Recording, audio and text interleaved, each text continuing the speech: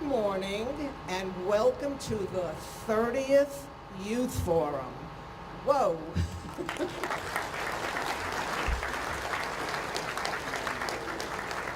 That is a lot, and I could spend the entire forum just gushing out at you, recapturing and telling you how much it has meant to me personally, but I am not going to do that. But we've got special things to help recapture all the wonderful things that have happened over the 30-year period. So this is my gift to the love audience, which you have always been called by me for your continuing support of all our young and talented ham radio operators. So let's get started. First of all, I'd like to call your attention to the chart of contributors and donors to this forum because they have just gone out of their way to do really special things to help celebrate. ICOM has extraordinary gifts for each of the speakers, including their own book bags, radios that they're going to be getting, personalized book bags and jackets. So we always are so grateful for ICOM for all their support. And I never forget my adults. One of the door prizes is going to be a nice big ICOM HF radio that will be for adults only in the drawing. So that's my gift to you as well. RCA, who sponsors my being here, but in addition, when we give out the awards at the end, each recipient will be given a $100 stipend, thanks to the generosity of one of my RCA people, Charles. Wave. Charles has donated that money so it doesn't have to come out of my budget. And Charles has been doing that for the past few years through Kermis Associates, that's his company, and he's a huge supporter through RCA of youth activities. We thank you, Charles. ARRL has made donations of things we'll be giving out as prizes. Kenwood wanted to do something special, and they haven't printed out hats in a long time. But now what they have done is made a special 2017 30th Youth Forum hat. And the only thing I was instructed to do was to say, it is not for you, Mom and Dad. It's only to be given out to youngsters attending this forum. So kids, don't let your dad convince you that he's the one who should be wearing that. But every child should be getting one of those hats. Is there any youngster sitting here now that's 19 or below that did not get one of those Kenwood hats yet? Okay, so as you encounter people, if any kids come to your attention and they don't have one, just call it to my attention or to one of the gentlemen wearing a yellow ribbon. Okay, thank you, Kenwood. MFJ is donating 9 packages, one for each presenter of a goodie bag that they will see, as well as donating to the general prizes. QCWA. I am a director of QCWA, and I am chairperson of their youth activities. And QCWA is the sponsor of the Young Ham Lends a Hand contest, and I'll be telling you more of that when we give out that award. They sponsor that. Lance Cruz. Ralph, stand up and wave. Ralph has been with me for a really long time. And Ralph's club is the Lance Cruz Amateur Radio Club. They are responsible for many, many years printing up the beautiful tickets that you get when you come into the youth forum. Separate adults, separate children for the youth. And that's all Ralph and his club, Lance Cruz, including they will be donating MFJ gift cards to be given out as well. I'm getting you all warded up for all the prizes. That will be the last part of this forum. DX Engineering has donated 10 each $100 certificates that need to be activated, and there's an expiration date on it. But that's from DX Engineering, $1,000 worth of gift certificates. Aris has donated starter books. K4AMG Memorial Amateur Radio Club, and Phil Henlight in particular, I am publicly thanking for this beautiful banner that was made for this 30th Youth Forum up here. Heil Sound will be giving out a gift, and Delaware Lehigh Amateur Radio Club.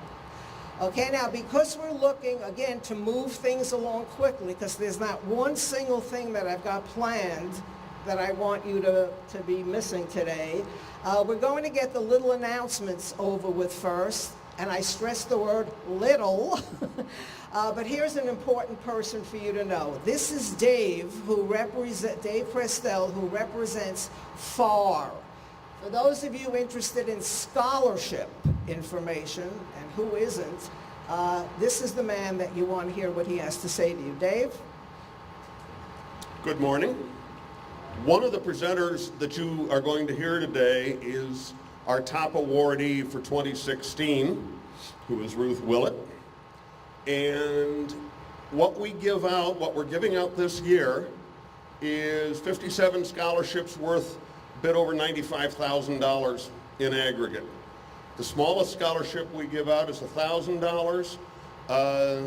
We give somewhere between $6,000 and $8,000 to the top awardee. So I have two messages for you. If you are going into high school, or into college, excuse me, if you're going to be moving along, we'd like you to submit an application. It's all done online. www.farweb.org is the place to go, or see me here.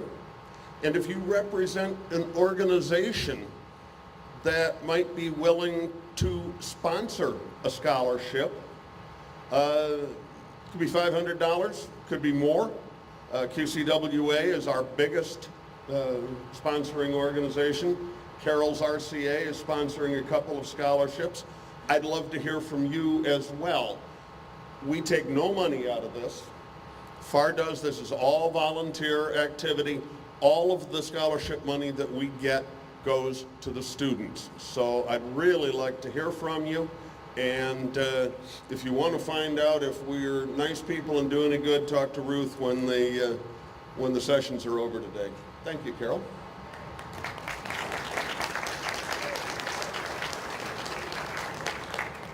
Thank you, Dave, for all that you do. I've been asked to announce that you should have picked up one of these evaluation forms when you came in. No need to read it carefully. Just check off the box that says excellent for everything. And they'd like you to leave it in the back when you're done. And there are pens and pencils back there for you, too. This is all in an effort to get more feedback about forums and what's going on here. And again, I cannot say enough about the hard work that these people did to put this convention together for us. I would like to announce who the Young Ham of the Year Award, who's going to get it this year. Now, this is something everybody sitting in this room can nominate somebody for. There's no red tape involved, no forms for you to fill out.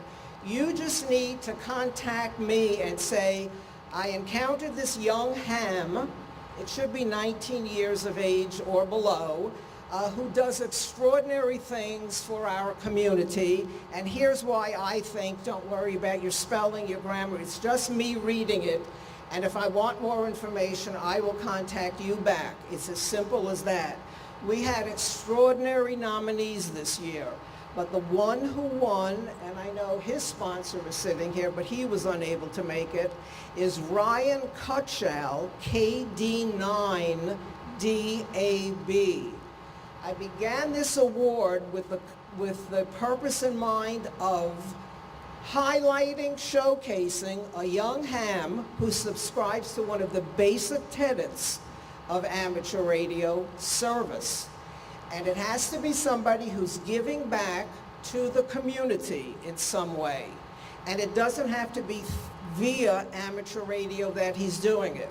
It could be somebody who reads to elderly people, assists elderly people, works with military personnel, participates in local events that ham radio operators do for parades and fundraisers, etc.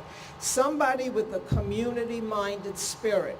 And just to give you a brief idea of why he was chosen with his 3-page resume, just briefly, he's a freshman at Indiana University in pre-med and is secretary-treasurer of the K9 IU Amateur Radio Club on campus.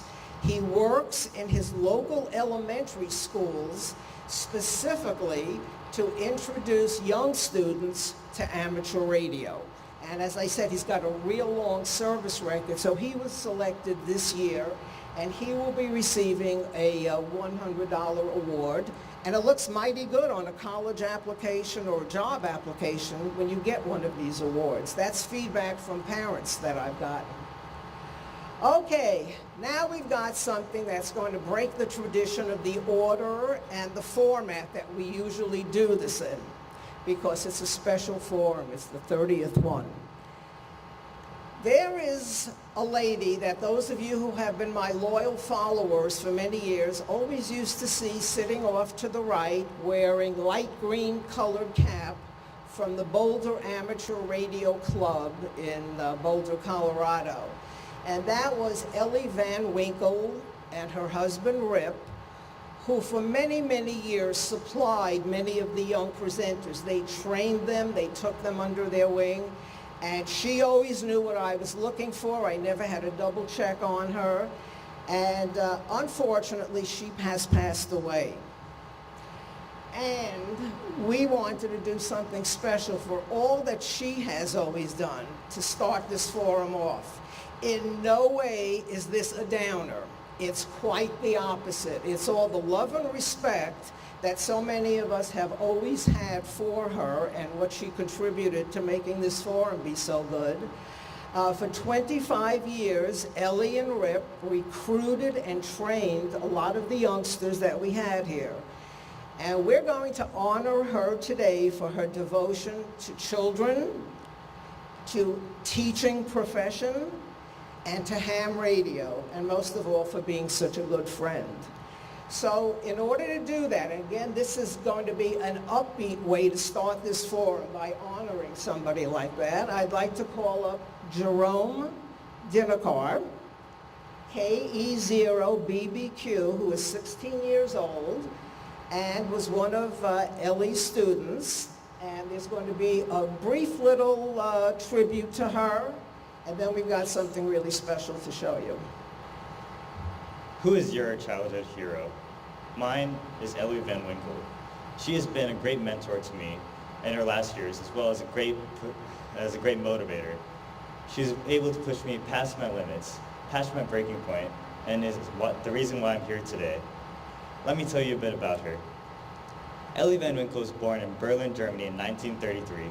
Her father thought it would be a good idea to move at the time, so he moved the whole family over to New York, where she pursued a degree in teaching. She decided to get a job in Colorado instead, though, in 1958 as a kindergarten teacher. This is where she meets Rip Van Winkle, a war veteran and a retired IBM engineer. They both have a very happy married life together. Now, I believe that this quote best represents Ellie's personality. The best way to cheer yourself up is to cheer someone else up. I believe that Ellie was doing this 24/7, all the time. Let me tell you a bit about her personality.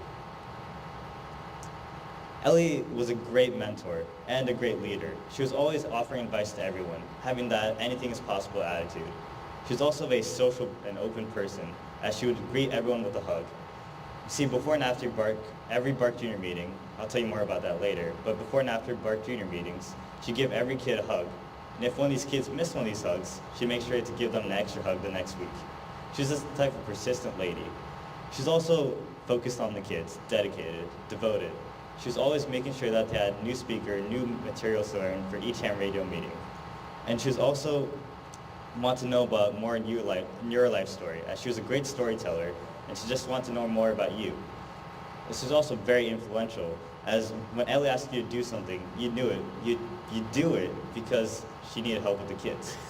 And she was a great organizer. She was to get 30 kids and their parents for one weekend away from all electronics with food and campground and radio equipment. And that's for summer field day. And this is Ellie at summer field day, and you can see her in that green hat. And see, she wore that green hat not as a fashion statement. She wore it as, in fact, a beacon. You see, Ellie wanted everyone to find her wherever she was in a meeting or at a convention like this here at Hamvention. So the passion, the formation of Bart Jr., Boulder Amateur Radio Club Jr. for kids. Ellie and Rip had both been retired at the time and wanted to work on something together. And so Ellie looked into Rip's interests, and she found ham radio. So she decided to combine their interests and teach ham radio to kids. Bart Jr. was formed in 1991 in a middle school, but they eventually moved it over to her house. Ellie opened her house to Bart Jr., and here she taught both social and technical skills. So if a kid was a bit more social, she made sure that they'd be learning technical skills. And if the kid was a bit more technological, she'd make sure that they'd be learning some social skills. She just wanted to make sure that each kid took something from each meeting. It's also a great teaching opportunity to Rip, as he had plenty of knowledge and just needed a way to share it. As I said before, Ellie opened up her house to Bart Jr. And as soon as you walked in, you could smell homemade cookies and slow-cooked ribs. But the basement was a totally different story. You see, this is Rip's playground. This is where all the electrical equipment was probably born. As soon as you walked down those stairs, you could see electrical wires hanging from the ceiling to your toes. Every inch of the wall was covered in electrical equipment. Any type of machine was probably down there. Some of the demonstrations I witnessed was when Rip taught us how a circuit worked and a sine wave and oscilloscope. These simple ways are how Bart Jr. introduced us kids to ham radio. So the impact. Ellie impacted over 500 kids in her 25 years of teaching, and over 250 of those kids got their ham radio licenses. And she opened doors for many people, both career-wise and social-wise. She just made sure that they were going down just totally changed their lives, turned them around to a better path. Now, because of Ellie, everyone has a story about Ellie. I know that's kind of confusing, but when you think about it, since Ellie had such a positive influence on our lives, we have a positive memory about her.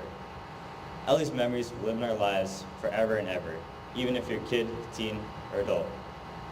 And now I have my friend Steve right here. He's going to talk a bit about Ellie too.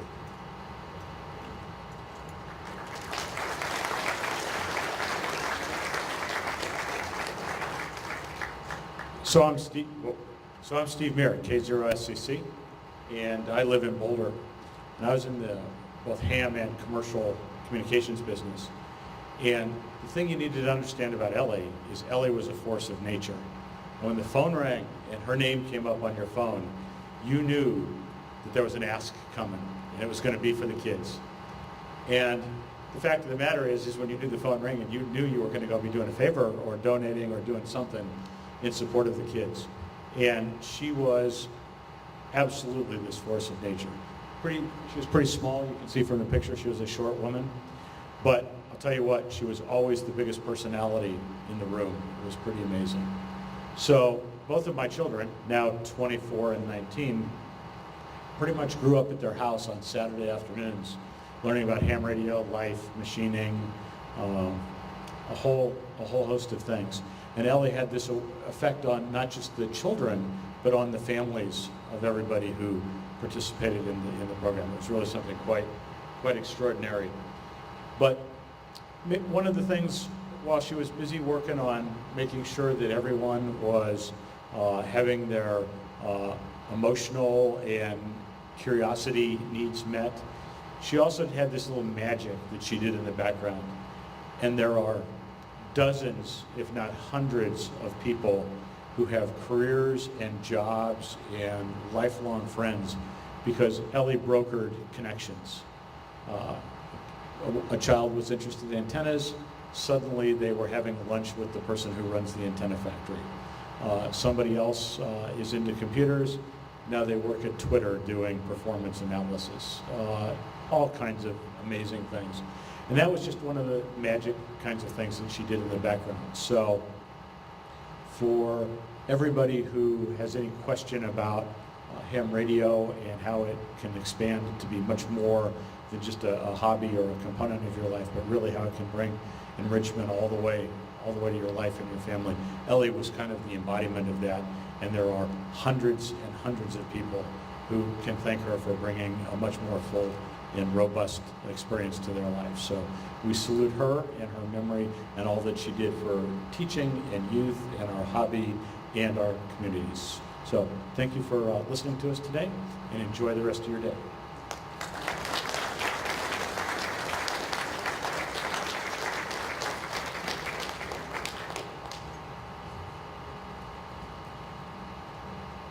Okay, now, I also want to thank Paul Bailey, WD0AIO, who helped put this little presentation together and acted as a coach. And now I've got my gift to all of you, my love audience. I racked my brain trying to think, what can I do to show how much all of you being a major ingredient in my motivation over the 30 youth forums? And here's what we came up with. Something really special, because you always have to be wondering, just like I do, all right, we feature 10 and 11-year-olds here. Are we really doing something worthwhile for ham radio, for them? Well, here comes the answer to that question. Many of the young presenters over the years have stayed in touch with me. They like letters of recommendation for colleges, for jobs, but it's beautiful. They stay in touch. And so I went back in time and found some of the kids that I thought would best demonstrate to you all of your support. Where does it go and how does it end up? Well, you're about to see some of that now. So Dakota, sit back. As I used to say to my classes, sit back and enjoy.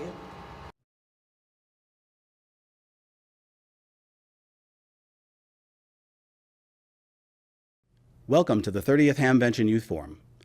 Attracting young people to amateur radio is the key to the survival and growth of this hobby and service. That makes the Youth Forum the most important event here at Hamvention.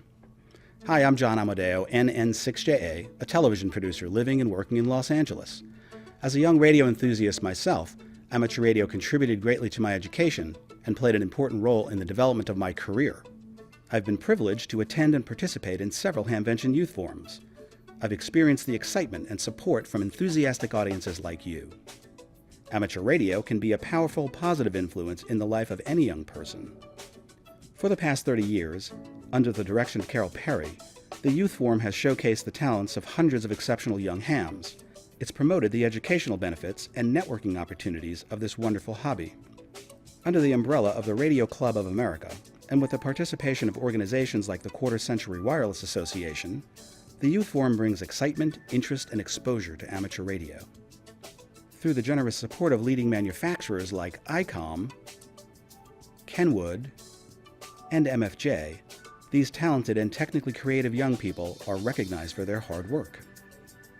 Carol, along with her youth activity team, leaves no kid behind, reaching out to schools, STEM programs, scouting programs, museums, and sponsoring activities for young achievers at national conventions and technical symposiums all over the United States.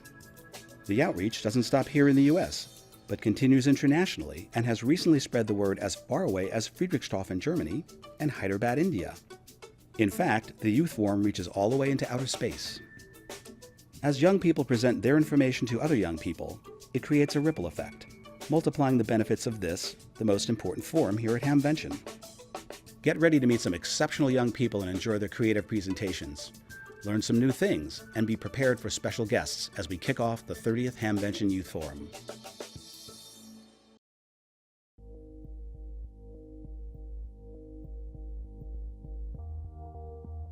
My name is Austin Schaller. My call sign is KD0FAA.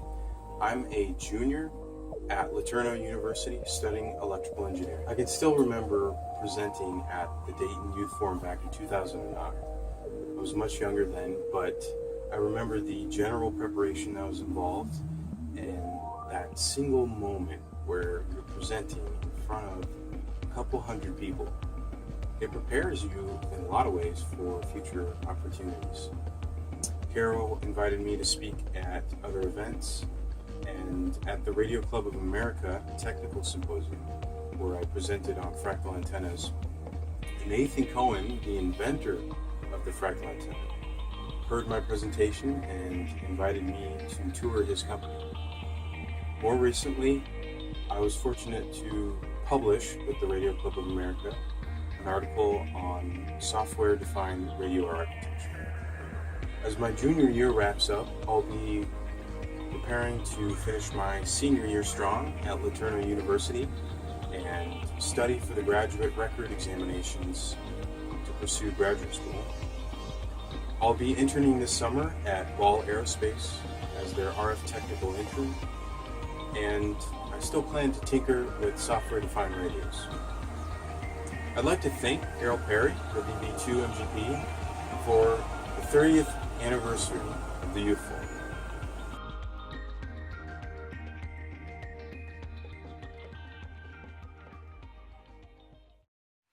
Hi, my name is Mary Alestra, KB2IGG, and I just want to say congratulations to Mrs. Perry and to the Hamvention and to the Youth Forum on its 30th anniversary. It really is a very exciting occasion. Ham radio has been such an important part of my life ever since I was introduced to it when I was 11 years old in Mrs. Perry's class. It was something that really opened up so many worlds for me and just really brought alive many of the things I had been learning in school, including geography and electronics and science, and really gave me a chance to connect and meet with new people, which is just such a great skill to have throughout life. I went on to become Young Ham of the Year in 1990.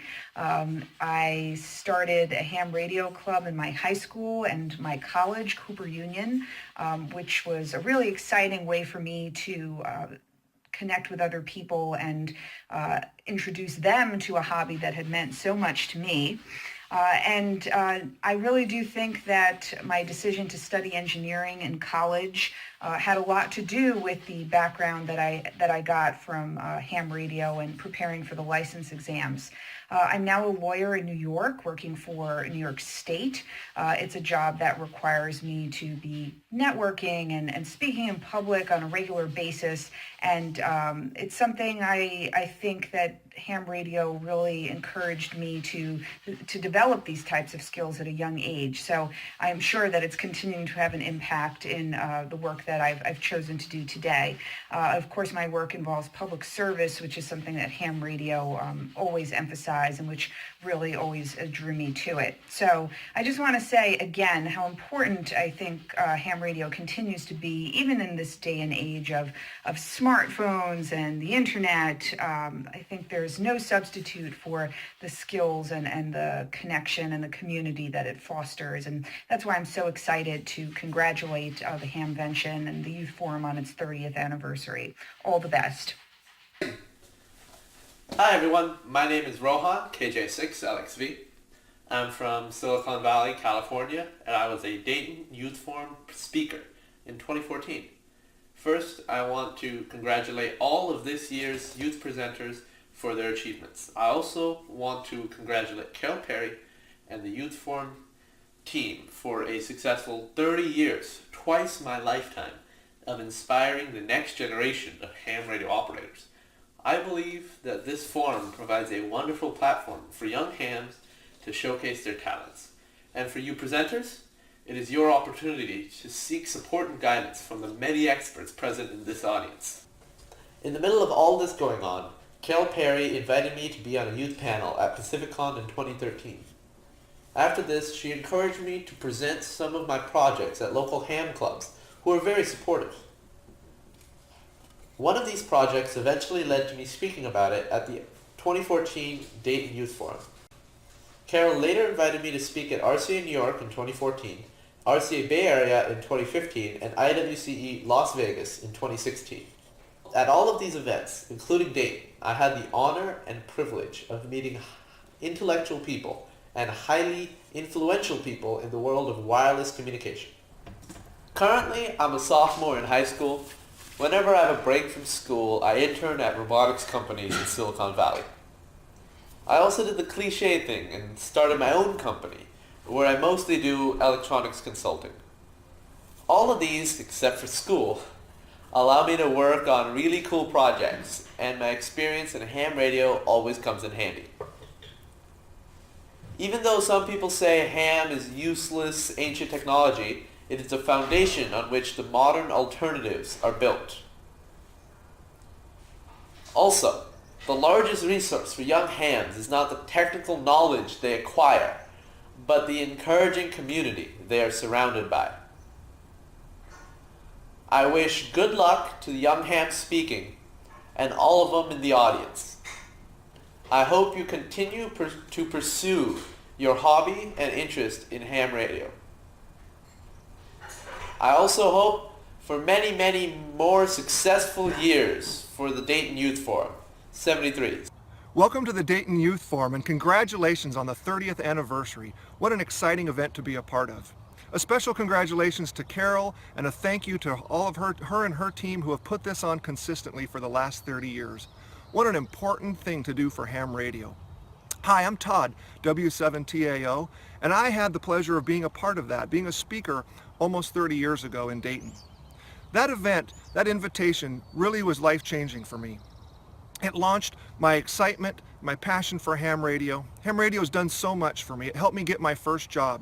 It was in electronics manufacturing, and my experience with soldering and knowledge of components and electronics gave me that job. I've enjoyed a long career now representing manufacturers. I now get to enjoy the fun of sharing ham radio with my kids. 3 of my kids are licensed, starting at age 9, and we get to do many fun things together. Our favorite thing is Summits on the Air. We've also started in satellite contacts. We made our first satellite contact the other day, and we're having fun doing that. So again, congratulations, Carol, and what an amazing thing you've done for ham radio. Here's some segments, some video segments to enjoy of my kids and I enjoying ham radio together as I get the pleasure of passing on ham radio to them as my grandfather did for me. Okay. Kilo India 7, Hotel Charlie X-Ray. Yeah, let go. Okay. 7 Hotel Charlie X-Ray, Whiskey 7 Quebec Lima. Whiskey 7 Quebec Lima. Okay, Whiskey 7 Quebec Lima. Whiskey 7 Quebec Lima. Lima. This is Kilowatt India 7 Hotel Charlie X-Ray. Charlie November 88. Charlie November 88. Okay, QSL Charlie November 88. W7QL, but I'm missing one letter of your prefix. Is it Kilo Charlie 7? Kilo India. Kilo India. Very good. Nice to meet you. And an excellent operator. This is W7QL, Delta November 40, 73. QSL. Alpha Whiskey Alpha, thank you very much. Please copy my 1 Alpha, Sugar Victor, Sacramento Valley, over. QSL, thank you, 73. QSL, thank you, 73. 73, thank you. Good job. First contact in the books. Nice. Keep going. You need about 700 more. Okay. CQ Field Day, Whiskey 7 Delta Kilo. Hi everyone at Dayton. My name is Don Lafreniere, VA3DJL, more recently W8PSP, and I was a participant in Carol Perry's Youth Forum back in 1995. And I'm here today to tell you a little bit about my experience, the importance of the Youth Forum, and what I'm up to now in amateur radio. So before we head up to the shack, I thought I'd give you a quick look of what late March looks like here in the beautiful Keweenaw Peninsula in Michigan's Upper Peninsula.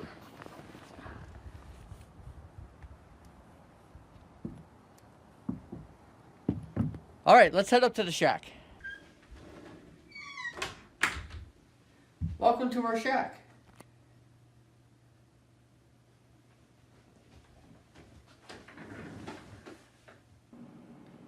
Back in 1995 when I talked at the Youth Forum, I was living in Windsor, Ontario, and was a member of the Sun Parlor Retirees Amateur Radio Club at the age of 15 or so. And that was what my talk was about at the youth forum back in those days. What was so important to me was that, and what the youth forum provided for me was really the first opportunity to learn how to do public speaking, how to speak in front of a group, and to feel confident about myself, and to really be able to tell people stories. Fast forward now about 25 years, and I'm a professor of geography at Michigan Tech University, where naturally speaking in front of large groups of students is second nature to me. And I really want to say thank you to Carol for giving me that opportunity as a teenager so many years ago to build up that confidence and to really feel good about public speaking, and knowing that and really having an opportunity to translate my hobby into what becomes my future career. While a fantastic opportunity, something even more important happened to me all those years ago, and that is I met my future wife, Erin, KD4YLR. I was also at the youth forum in Dayton that Don presented at. As an audience member, I recognized him from having talked to him briefly on local repeaters, but didn't know him very well. We met again that fall on Packet Radio. He had gotten a TNC for his birthday and was trying it out, and I was already a regular in the Detroit area Packet scene, and so we started chatting. And after a few weeks, we decided to move over to FM, and we talked on 2 meters across Lake St. Clair almost every night for the next couple years. We became very good friends, and Don decided to come to Michigan for college so we could stay together, and shortly after that, we got married. And magically 18 years later, we have Clara and Simon and Peter. This is N8PJL. Oh, hi. My name is Peter. I'm N8PJL. I'm 12 years old and was licensed when I was 10. I'm a 4th generation ham. My great-grandpa was a ham, and my grandpa and grandma were hams. So that's all from here up in the Upper Peninsula. We just want to say, Carol, congratulations on your 30th anniversary of the Youth Forum. Keep inspiring all of us and the next generation of hams. And to everyone at Dayton this year, have a great time at the new venue. My name is Kristen Lundy, KC0INX, and I want to start by saying how honored I am to be part of the 30th Dayton Youth Forum. Congratulations to all the presenters this year on the amazing opportunity you have here, and I want to wish all the youth of today's radio the best of luck in their future endeavors, both with radio and with life. I was a presenter at the Youth Forum in 2000 when I was 12 years old. I spoke about the 14er event, which is a contest that takes place on the top of any of the 14,000-foot mountains in Colorado each August. Watching my grandpa, uncle, and dad participate in this event is what got me interested in ham radio. And though I'm unable to participate in the 14er event now that I no longer live in Colorado, contesting is the main way I participate in ham radio today. My husband is in the Air Force, so we move every 3 to 4 years, which can make contesting difficult. But each November, no matter where we live, my dad Mike, K2KR, and my mom Carol, KC0MOM, bring the radio gear to some place near where we are living, or even to our backyard, so we can compete in the November SSB sweepstakes. We have had the opportunity to work sweepstakes from a state park in West Texas 1 year, 2 years from a state park in Missouri, and now 3 years from our backyard in Nevada. Some years have been easier than others, but we have still managed to win first place in the multi-operator class in each section we have worked. Whiskey Delta 5 kilowatt. Whiskey Delta 5 kilowatt, please copy number 138. Mike from Kilo 2 Kilo Romeo, check 98, Nevada. Thank you, you're number 125, Alpha, Whiskey Delta 5 Kilo, check 62, North Texas. Copy number 136. Mike from Kilo 2 Kilo Romeo, check 98, Nevada. QSL, please copy number 7, Bravo, NX5086, Oklahoma. Okay, thank you. Good luck. QRZ from Kilo 2 Kilo Romeo. I am so grateful for the opportunity I was given through Bark Jr. 17 years ago to come speak at Dayton and to gain experience with public speaking at such a large event.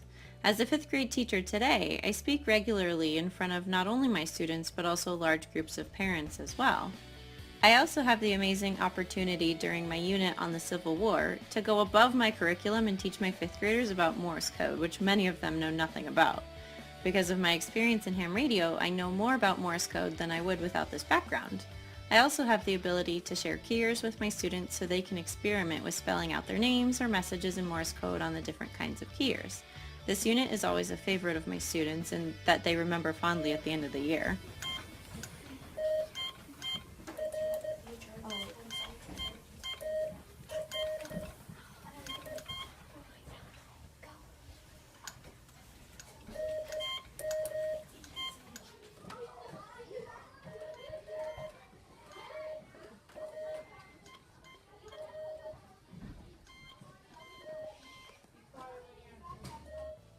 With the passing of Ellie, N0QCX, this past year, I really came to realize the impact she had on everyone who knew her, from her days as both a school teacher and her time with the many youngsters who came through her doors for Bark Jr. She was a dedicated and caring leader, and my hope as a teacher is that I will have the same kind of lasting impact on my students as she had on everyone who knew her. I want to thank Carol Perry, WB2MGP, for her dedication to youth and ham radio and for taking the time to coordinate this amazing youth forum year after year. What an incredible opportunity. I also want to thank everyone who helped put this event together and to everyone in attendance for supporting the youth and amateur radio.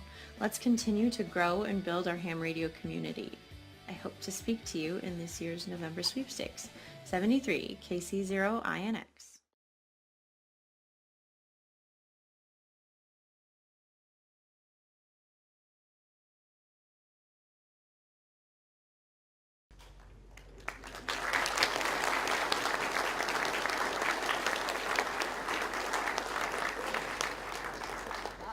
I hope you enjoyed that. I cannot begin to tell you the number of hours that went into putting this video together and contacting. Cannot begin to tell you the number of hours that went into putting this together, editing it, and so forth. And for that, I want to publicly thank Dakota, who you saw up here, and Al Ekman, who helped, again, tirelessly put all this together and help coordinate it. And if anybody ever asks you, what's the point? You got a lot of points here. I especially love the one where the young couple met at the youth forum so that I could always say there's something here for everybody.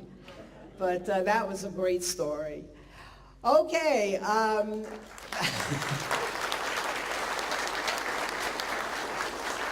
Again, that was my gift to you so that you know where all the support is being so well received. Now, again, in the interest of coordinating people's forum times and all the other things that go into different responsibilities here, that's why we're deviating from the normal format a little bit. I would like to introduce somebody to you now, due to her prior commitment someplace else, Dr. Tamitha Scove, a new kind of weather forecaster for our modern world. As we become more reliant on technology like our cell phones, GPS, and other satellite services, we find we are more susceptible to the effects of space weather. So she's going to give you just a little talk about it. You can find her at Hamvention today for further references and how to get involved with what she's doing. But we are honored to have her here as a guest speaker for young people. Tamitha? Hi there. It's actually fortuitous that I have been asked to talk now, and you'll see why. What I saw in that movie was very inspiring, and it almost brought tears to my eyes in a couple places, so I'm glad I had a moment to kind of get myself back together. You know, I keep hearing this over and over again. Whoops, why is it doing that? Hold on.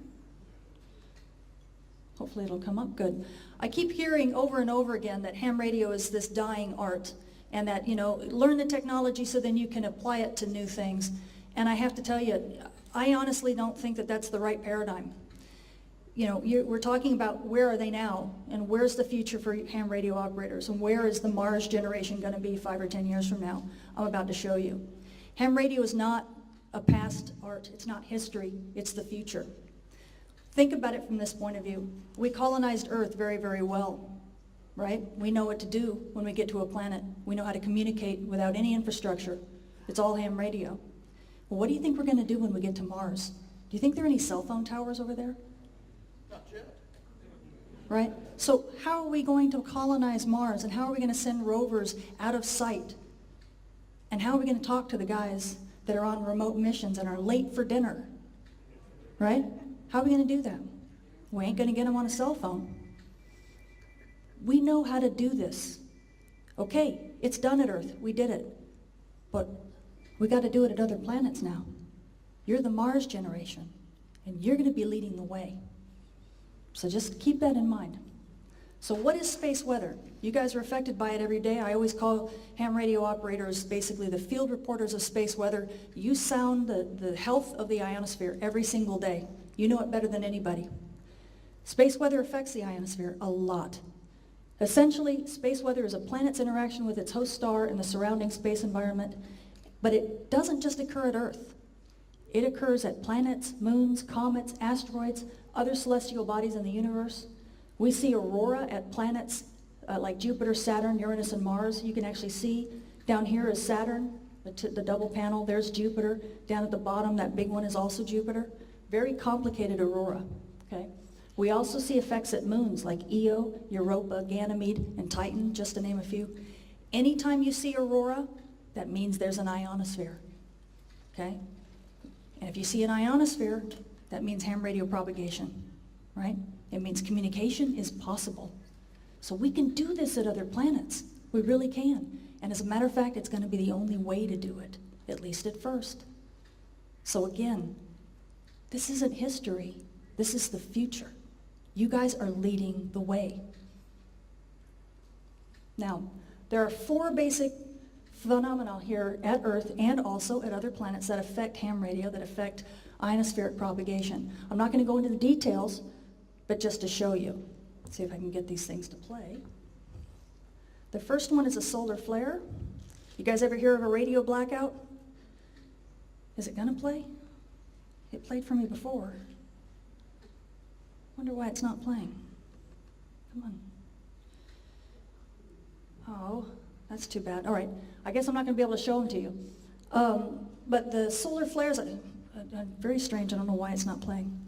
The solar flares are electromagnetic bursts. What you would see from that white bright area on the left would be this big, like, flashbulb going off in the sun. It happens very, very quickly, and it lasts for about an hour, and it basically takes the ham bands and it completely tanks them. You just hear nothing but noise. And that is one type of solar phenomenon. Another one is a coronal mass ejection. I'll see if I can get any of these to play, but they just don't want to play. That's too bad. I had them playing earlier during the practice session, so I don't know why. For a coronal mass ejection, this is a totally different phenomenon. It's much bigger. It is this massive material that comes out. You've often seen them on the news. They have these big explosions off the sun, and they're just gorgeous to watch. These things also affect ham radio, but they affect it differently. They affect it, it takes about 2 to 5 days for this type of thing to hit Earth, and it causes aurora. But it also messes up the ham bands for about 3 to 5 days.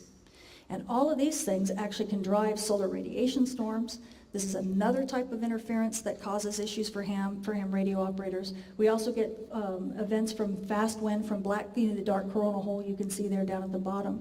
That actually will also cause a solar storm. So today's talk isn't about all these different phenomena other than to let you guys know that you can study this stuff. Okay, because it affects you. You study it indirectly every single time you get on the ham bands, every single time you hear your noise floor go up or down, every single time you hear a signal fade. You're getting effects from space weather. Now, here's part of the future of what the Mars generation is going to deal with. the future of Mars, the future of space weather forecasting is you're going to be dealing with things like this that have already happened. This is the Curiosity rover on Mars. And back in 2013, on March 7th, which is the Martian Sol 207, NASA shut Curiosity down due to an approaching solar storm. As a matter of fact, Curiosity rover, I don't know if you follow it on Twitter, but Curiosity rover actually put out saying, it's a storm coming, there's a solar storm heading for Mars, and I'm going to go back to sleep to weather it out. And they did, because there's this huge solar storm coming. And on Mars, you don't have this big magnetic shield to protect you like you do here at Earth. So all of those particles and all of that stuff slams straight into the ionosphere and causes all sorts of havoc. So astronauts, just like rovers, anybody here see The Martian, the movie The Martian? Yeah? Pretty cool, huh? Anybody remember any mention of space weather in that at all? Maybe? They'll talk about all sorts of other stuff, but you know, space weather, what's that? Who cares, right? You have to shut down a rover. You know what you have to do for an astronaut? They have to go underground. Otherwise, they're going to get slammed with radiation and come home glowing in the dark. Okay? Space weather is a very big deal on these other planets. And it will be a very big deal for ham radio operation when we get to the point where we're colonizing these planets and needing to communicate. So the knowledge you guys have being on the front lines of space weather simply because you're a ham radio operator, again, it's the future. This is what you can do. And for those of you who don't want to go into science, you can actually become a weather forecaster. Because for the Mars generation, this is your weather, is space weather. We're having space tourism, and again, I wish I could play the movie there. I actually had a snippet of a forecast that I was going to play. But I can't, doesn't look like I can do that. But I actually did a broadcast that actually broadcasted the coronal mass ejection that got shot off the sun. As a matter of fact, you know what I can do? I'll just play that for you by going to, actually I might be able to play it here. Hold on a second. Now, switching away from Earth, we're going to move to another favorite planet, and that's Mars. In order to do that, though, we need our backside monitor, Stereo B. You can see here's Earth, here's the Sun, and here's Stereo B staring at the Sun from behind relative to Earth. But you notice Mars is pretty close to Stereo B, so they've almost got exactly the same view. And why that's important is what's happened recently is bam! Do you see that right there? That is a huge solar storm that's launched. It's now Mars-directed, and we have to worry about that thing hitting Mars and causing problems for astronauts and the rovers and all of the equipment there on that planet. If we switch to the coronagraph view just to verify, bam! Do you see that right there? That's a huge halo around the Sun. That means that solar storm is coming toward Mars, directly aimed at it. So we're going to have to do a lot of prep work to make sure everybody's safe. Switching to our prediction model, Enlil, we've actually run this model into the future to get an idea of when this storm is actually going to hit Mars. So this is a view from the Sun's North Pole. You can see it right here. Here's Earth over here, and here's Mars over here. Stereo B sits right there. That's the blue satellite. Now when this thing launches, bam! Do you see how big this thing is? It spreads all the way past Stereo B and actually does hit Mars. We expect the impact to be starting around the 8th and probably storming into the 9th. Now this is a very fast solar storm, so there will be radiation involved. So you astronauts on Mars, you're going to need to go into your bunkers starting around the 8th and keep monitoring your radiation levels until things begin to quiet down. But if things quiet down fast enough, then you might actually get a chance to see some UV aurora. Okay, so if you wonder what can you do in the future, there's a whole world out there. You could become a meteorologist because, like I said, space weather is going to be your weather. That's the weather of the Mars generation. Even on Earth, we have Google cars, self-driving cars, we have UAVs, we have these drones that are flying via GPS, and GPS is very similar to the signals that you guys use when you use your communication. So they get problems too with the ionosphere, just like what you guys deal with. We also have aurora tourism, where we're actually flying up in balloons. There's a company, anybody remember Felix Baumgartner who did that at Red Bull jump? You guys remember that? Cool. The company that built the balloon that took them up to that high, that company is now called Worldview. And they're now making you can see the capsule there. They've already made the 1/10 size capsule. They're making a man-sized capsule now that's going up. It's going to have a full bar. It's going to have restrooms. And you're going to be able to fly up on a 5-hour flight all the way up to 110,000 feet and hang out. They're going to jettison the balloon, and then you're going to have an astronaut pilot you back down with a parasail. Pretty cool, huh? The cool thing about that is that everybody will want to go up when there's aurora because you'll see it all around you. But nobody's going to want to go up when there's a radiation storm, right? Because then you'll get dosed, you'll get CAT scan level radiation doses. Nobody wants to deal with that. So space weather is going to be real important, and we're going to need weathermen and weatherwomen who know space weather, who know ham radio, and we're going to need astronauts that are not just, it's not just a thing where it's an optional thing to become a ham radio op. It's going to be required. Because when you go colonize Mars or you go colonize some other planet, how are you going to communicate? You got to do it what you know. So this is the future for you guys if you want it. Okay? Please keep that in mind. Thank you.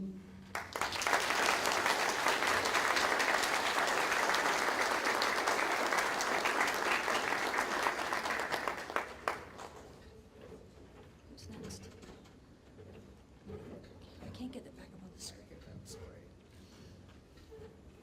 Thank you, Tamitha. That was great, and hopefully that sparked a couple of out-of-the-box thinking ideas for some of you in working with youth groups. Definitely, Tamitha shared things about the future with us. Again, breaking with tradition, there are two very special awards that I would like to give out at this point. These people have no idea it's coming, but this is the time where we're recognizing all the people behind the scenes who make this forum work. The first person is Al Ekman. I'd like you to come up, please. Go over to Charles. He's going to be handing you an award. WW8WW, not only has he participated by supplying young speakers through the years, but he's been responsible for the recordings of 25 years with this youth forum. And when I announce, as I will now, that there are free copies of DVDs of this forum that are available to anybody who requests them. Thanks to James Lee and Al Ekman working together, mid-June sometime, if you contact me and say you would be interested in a copy, a recording of this youth forum, and the biggest use we have for it every year is teachers or people working with youth groups showing the young presenters as role models. It's one thing to hear us talk about how wonderful all of this is, but kids like to hear other kids and what they found to be fun. So you're welcome through RCA Youth Activities. It's being supplied free to you. Just contact me and I'll be happy to send you one. And Al Ekman, I know what you went through with this video, and you have my sincere appreciation. The second award we would like to give out for long-time service is Ralph Irish. W8ROI, who has been my prize manager for 27 years. Ralph has always been the one. Ralph has been the one behind that table where all the gifts are lined up and all the prizes are. And for 27 years, he's been the one who's been there motivating and keeping things moving. And he came up with the idea of having this organized the way it is. So from my heart to yours, you know I appreciate you. And he's also responsible for getting all your entrance tickets printed up. So thank you, Ralph, for all you do. Okay. A lot of behind-the-scenes people go into pulling all of this off, and certainly public thanks go to all they call themselves Carol's minions, the guys with the yellow Carol's Monitors badge. Untold time being put into helping do everything, mostly keeping me on track. And you guys publicly always have my gratitude, so I thank you. Okay, now you're here to hear young people speak, and that was all just special stuff for this particular 30th forum. The first speaker we have coming up is Dhruv Rebbe, KC9ZIX. And I publicly would like to say that Dhruv got interrupted last year while giving the presentation when he was the last of the speakers. So he got promised by popular demand that he would be the first one to come up today. I am here to tell you that every one of these young presenters, each one has a resume as long as my arm. So if you would like to know more about them, I'll be writing this in a column for CQ magazine, but I'm just going to give you a little brief background because, as I said, they're all award winners and they've got considerable backgrounds already. So Dhruv has gotten the YICU Service Award, the Youth Service Award for A Better Tomorrow. He's had leadership involvement with the Central Illinois Radio Club, We Care Twin Cities Marathon Race, the McLean County India Association, and the Toluga Association of Bloomington, and much, much more. But his topic for today is going to be community services with ham radio communications. Dhruv?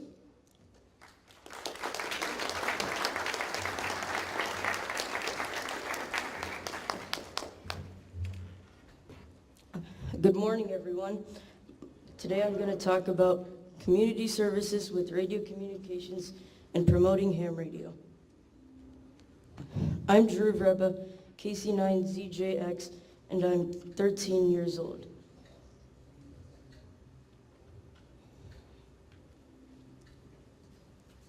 These are a few pictures of when I first went to the Dayton Hamvention in 2013, before I got my license.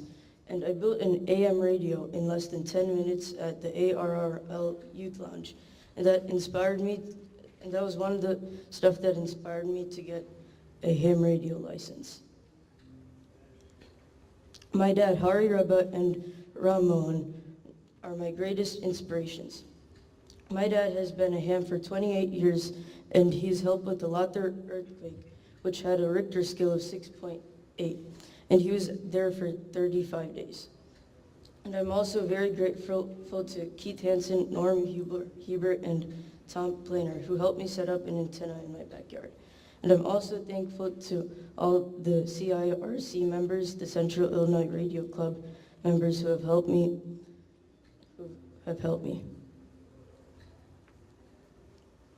I volunteered for the We Care Twin Cities Marathon for 3 years, and the first year I was there and I was at net control that year. A participant fainted during the run, and the nearest ham radio operator contacted us at net control, and we passed that message on to the emergency unit.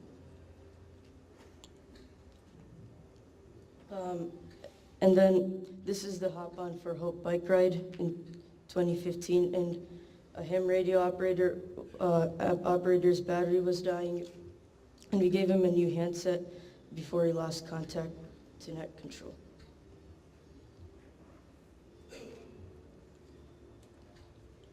This is the Hop On for Hope bike ride in 2016, and we helped a biker who couldn't ride further, and she needed help getting back to the starting point.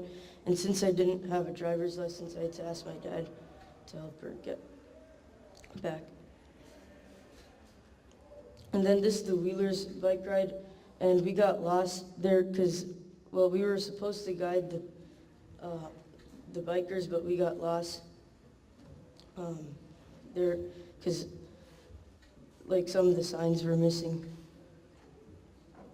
I also went to a de-expedition in Andaman Islands, and I met a bunch of new hams, and I met more people, Indian and German hams there. And there's a few pictures of me helping set up the antenna.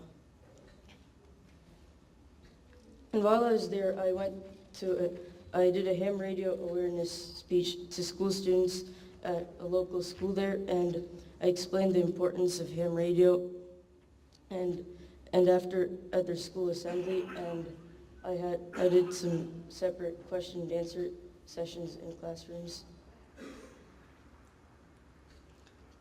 And I also had a television interview there to promote ham radio. What makes you to, and what attracted you towards the ham radio system? I went with Ramon, uncle, and my dad to the Dayton Hamvention 2013, and I saw all the radios, and I wanted to become a ham, and I wanted to help the world so there natural disasters and to make sure there's communication. And what are you going to do in future in the ham radio? I want to meet new people in the DXpedition and help in natural disasters. Natural disaster. Okay, all the best. That was in 5th grade. And during that trip I went to Hyderabad, India, and I did a ham radio awareness program to college students. And also in the Limca Book of Records for being the youngest ham radio operator of Indian origin. And it's kind of like the Guinness Book of World Records, and this gave me an opportunity to inspire the youth, other youth, to get into the world of ham radio. This is the webpage for it.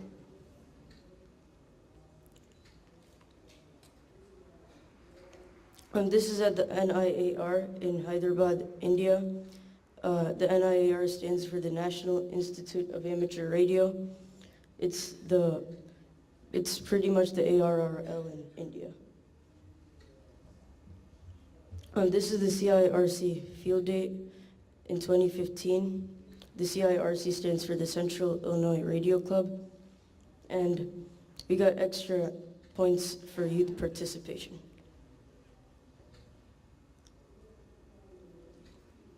And this is field day in 2016.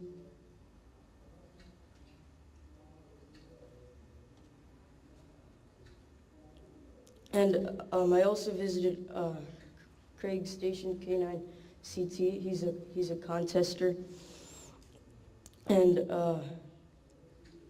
he inspired me a lot. This is my happy hour, this CIRC meetings, and we have meetings every month.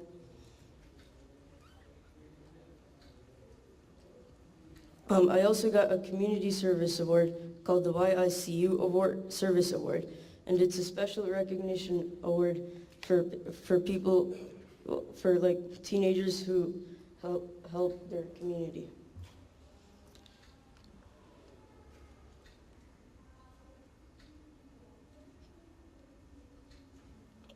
This is Bloomington, Illinois City Mayor Terry Runner appreciating my community services. Some of my other community services that I do are food drives, and we collect food for local charities, and we collected 2 tons of food last year.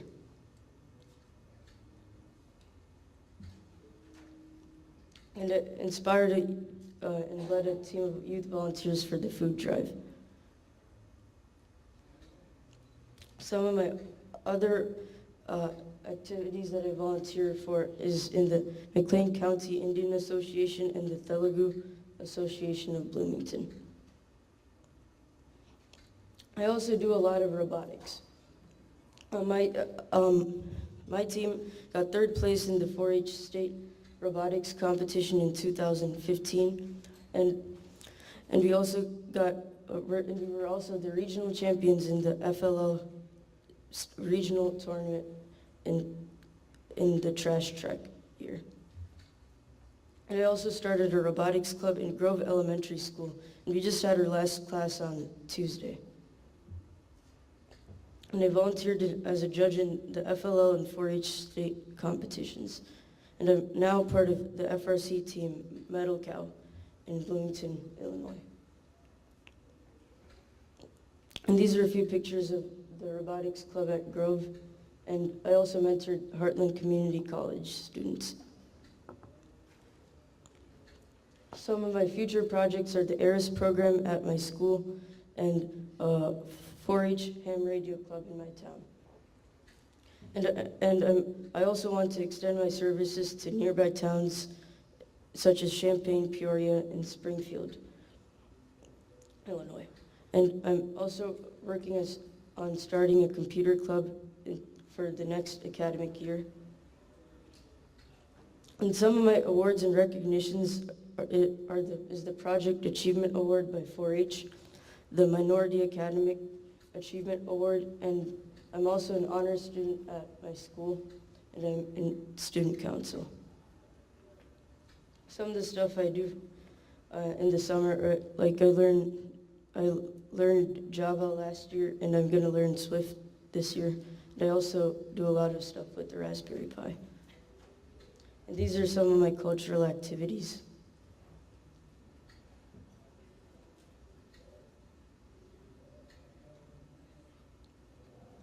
And I'm also a first degree black belt. And I thank my family for always supporting me.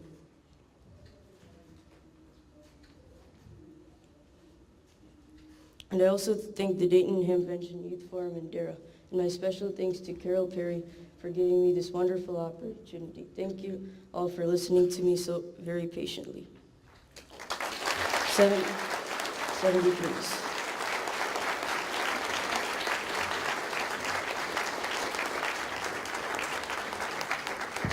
Thank you, Drew. That was absolutely great. And you got to be here twice as a young presenter. That's great. Okay, our next speaker is Dakota. Now, you met Dakota before. Dakota Kryzak, KE8 CVK. Dakota is 17 years old. He's one of Al Ekman's proteges and also responsible behind the scenes for putting that wonderful video together. He's going to speak about activations, islands, lighthouses, and ships. He's a member of the Lowell Amateur Radio Youth Club. He is a junior at Lowell, Michigan High School. He maintains the Lowell Amateur Radio Youth Club website. And of course, he has his own business, Dakota's Web Hosting and Web Design, and he works as the network administrator at a local company. And I have condensed all of these kids' introductions with their resumes. So Dakota, floor is yours. I'm actually going to correct Carol on this one. We're presenting on Lowell Amateur Radio Club through the years. I'm Dakota Kryzak, a member of the Lowell Amateur Radio Youth Club. My call sign is KE8CBK, and I'm 17. Our youth club was chartered by the ARRL in 1994. A few years after being chartered, a special service club certificate was awarded to our club for going above and beyond what is expected of our club for community and amateur radio. Early on, we recognized the importance of placing articles in local and regional newspapers, keeping the public informed about what we were doing. These articles focused on upcoming amateur radio licensing classes, an annual election of officers, outstanding accomplishments of members, and awards earned by some of the members. And you can see some of those here.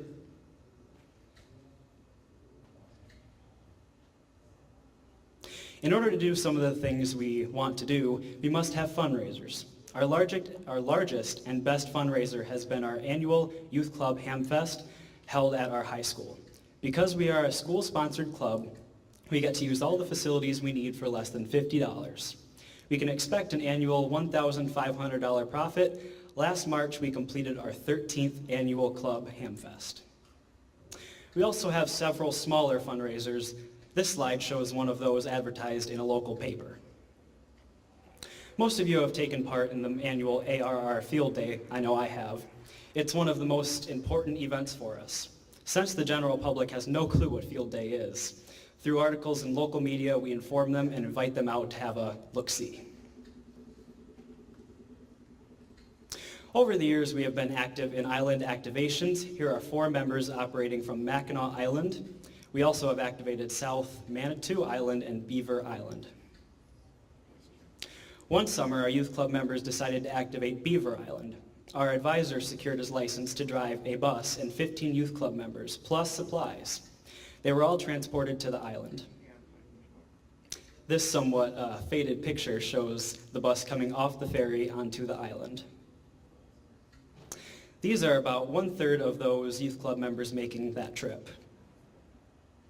This is the house we rented for 6 days and 5 nights, with the bus backed up to it. The antennas were set up in the backyard and many contacts were made during our stay there. Here are 4 other members that took part in this event. It should be noted that on the first day on the island, it didn't go very well. The frozen pizza to be eaten as the first day supper meal happened to be spoiled. One of the members advised our advisor that he forgot his medication, and another member upchucked into his sleeping bag on the first night. Oh well. Here are 2/3 of the members gathered around the table for one of our meals. Because of the number of our youth club members participating, the members had to eat in shifts. Lighthouse activations were routinely held. This is a picture of the Muskegon Lighthouse. Members worked in conjunction with the Michigan DX Association in activating the Grand Haven Lighthouse. Past members traveled to the Muskegon Maritime Museum to activate 2 ships during the museum ship weekend. The U.S. Coast Guard Clutter McCain was one of them. The second ship activation was the USS Silverside submarine. Members had a chance to bunk overnight inside a less than spacious submarine sleeping area. The focus of the ship activations was to make contacts.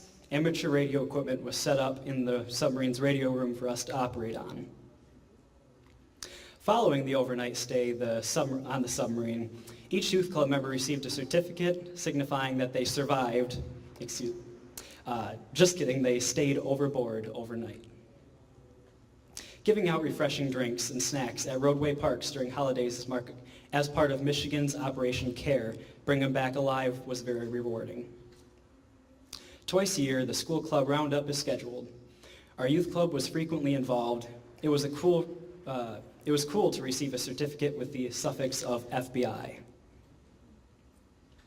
Adopt a Highway was and still is important to the Michigan Department of Transportation. Our members cleaned off litter adjacent to about 3-mile stretch of roadway just west of the city of Lowell, which is where we're from. One of the most interesting experiments our youth club members participated in was using strange and unusual objects as antennas to see what distance contacts could be made. These objects included a fork, a light bulb, a heavy-duty chain, a step ladder, chicken wire, a pry bar, a folding chair, a portable toilet. Obviously, an antenna tuner was used. These contacts made with every one of the antennas. We made a 1,200-mile contact using the heavy-duty chain. Got a pretty good signal report, too. One year, we decided to make a day out of mobile operating. First stop was Coopersville and Maritime Roadway, where the exertion train traveled 7 miles to the east, then 7 miles to the train boarding station. This picture is of the Coopersville and Roadway locomotive. Second stop for Plain Mobile was a small Lowell City airport where the pilots took 2 at a time. Members were trying to see how well they could make contacts through local and distant repeaters with no hills or buildings to contend with. The third stop for mobiling, same place, but in a hot air balloon. 4 members went up at a time. About 20 minutes later, they would pull down and another 4 would take off. Contacting special event stations are a lot of fun, especially if you receive one of their certificates. President General Gerald R. Ford grew up 20 miles from our city. In 2011, our members assisted the Michigan DX Association by commemorating the 5th anniversary of President Ford's death from the Gerald R. Ford Museum in Grand Rapids. Members had the opportunity as a special event station to commemorate the 50th anniversary of opening the Mackinac Bridge, which bridges the Upper and Lower Peninsula. Operations were done at the Michigan State Police post at the northern end of the bridge. Skyward Weather Spotter training is held locally annually. Licensed members of our youth club have attended some of those training sessions, shown with our meteorologist is WZZM's TV chief meteorologist, George Lessons. Secondary to attending the youth forum is visiting the vendor booths. Thank you to Gordon West, W5YI, for posing with a couple of our members. And of course, the annual Don't Miss event for us is the Dayton Hamvention Youth Forum. 73s, this is K8LHS.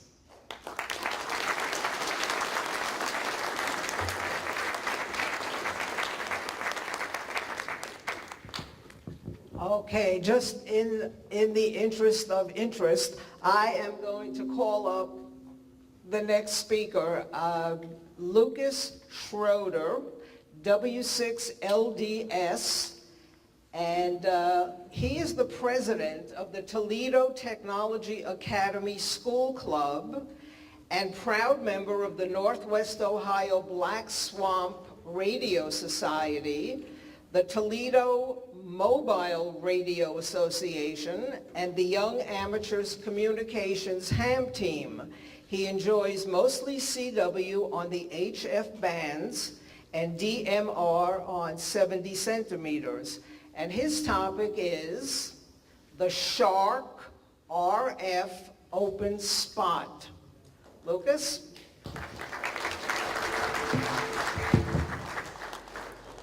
Thank you. And again, my name is Lucas Schroeder. My call sign is Whiskey 6 Lima Delta Sierra. Quick introduction. Again, my name is Lucas Schroeder, Whiskey 6 Lima Delta Sierra. I'm an amateur extra, born and raised in Toledo, Ohio. And if you're wondering why I have a 6 call, at the time, that was the only call sign with my initials in it open. I am 15 years old, and of course, I go to the Toledo Technology Academy. First, we'll get into DMR, and that stands for Digital Mobile Radio. It was developed by the European Telecommunications Standards Institute around 2005. And there's 3 tiers of DMR. You have Tier 1, which is only radio to radio, no repeaters. It's known as European FRS. Then you have Tier 2, which is what is used in amateur radio, and that's known as TDMA, or Time Division Multiple Access. And with that concept, you can have 2 conversations at the same time on the same frequency. Then you have Tier 3, which is trunking, which is mostly used for businesses and schools. And it was first brought into amateur radio around 2008 by the Motorola Amateur Radio Club. And there's many manufacturers, such as Motorola, Hytera, Tytera, there's Kenwood that's just recently came out with a new radio, and many others, all of which do work with the open spot. And then you have Fusion, which is known as C4FM, or FDMA, which is Frequency Division Multiple Access, and that divides all the conversations onto 1 frequency at a time and not 2 at a time on the same frequency. And you have mixed mode capabilities, such as the radios will automatically switch between FM and digital, depending on what they hear, and so will the repeaters. Then you have WireX linking, which is Yaesu's form of the internet linking, which the open spot does not do, actually. It was introduced around 2013. Present time, it's only made by Yaesu, and it can utilize a full 25 kilohertz wide channel, and that's known as digital wide. Usually digital narrow, which is 12.5 wide, is used. And then you have D-Star, which was created by the Japan Amateur Radio League first available in the early 2000s. Easy linking with solid networks, and they very rarely go down. There's few manufacturers. You have Kenwood and ICOM, and it's about 6.25 wide, kilohertz wide. And so, what is an open spot?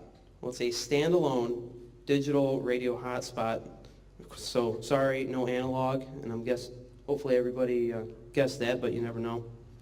It operates on DMR, Fusion, and D-Star networks with wired internet access, and you can make it wireless, and we'll get to that in a second. So what does it / can the open spot do? Of course, it operates on the DMR, Yaesu Fusion, and D-Star networks on the UHF band. Here are some advantages. It can very easily get you on those digital networks. It has dedicated hardware. It's all there in this small box of ABS plastic up here. I'll try to get this. This is the open spot right here.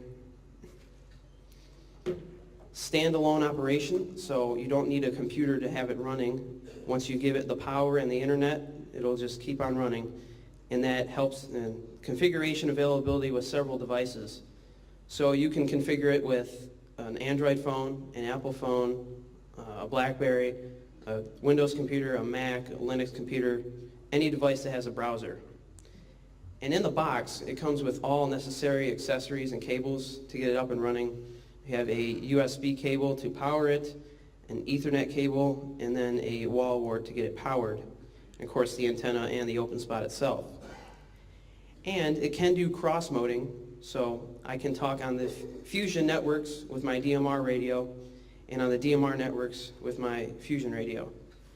It has frequent firmware updates given out by Shark RF, which is who manufactures it, and they fix various bugs and add new features.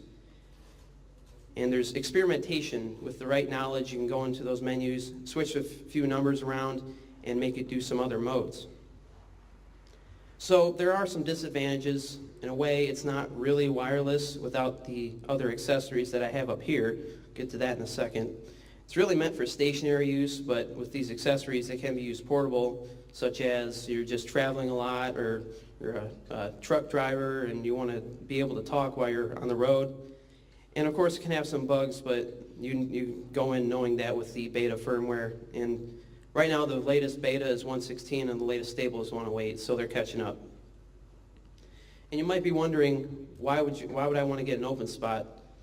So let's say you live in an area where there are no digital repeaters around, or they are around but they're too far away and you want to get on those digital networks. This open spot can do that. Think of it as your own repeater. It's your own repeater. It's operating on simplex. You match the frequency with your radio. You go into the web interface. It's like going to a website. You do what you want, go on the necessary networks and set everything up. And if everything goes to plan, you'll be doing that, getting on the air. And also, you might live in a city or town that have multiple digital repeaters that are linked to the internet, such as mine. We have about 2 DMR repeaters, 5 Fusion repeaters, and 3 of them are on the internet, and then 2 D-Star repeaters. And there's a lot of hams that want to use those, and usually they want to do different things. But with this open spot, you can do what you want, and you won't get mad. You won't make other people mad, and you can do what you want, and everybody is happy. So we have a video showing the cross-moding. What will happen is I will talk on my Yaesu FT1 and come out on my DMR radio, and the DMR radio is on the local DMR repeater, and my FT1 is on the open spot. And then I'll come back from the MD380 and I'll come on the FT1 and so on. So we'll get that going right.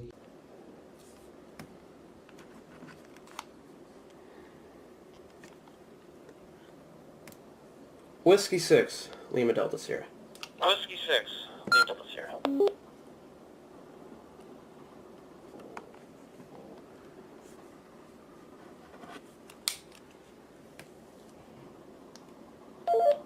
Whiskey 6, Lima Delta Sierra. Whiskey 6, Lima Delta Sierra.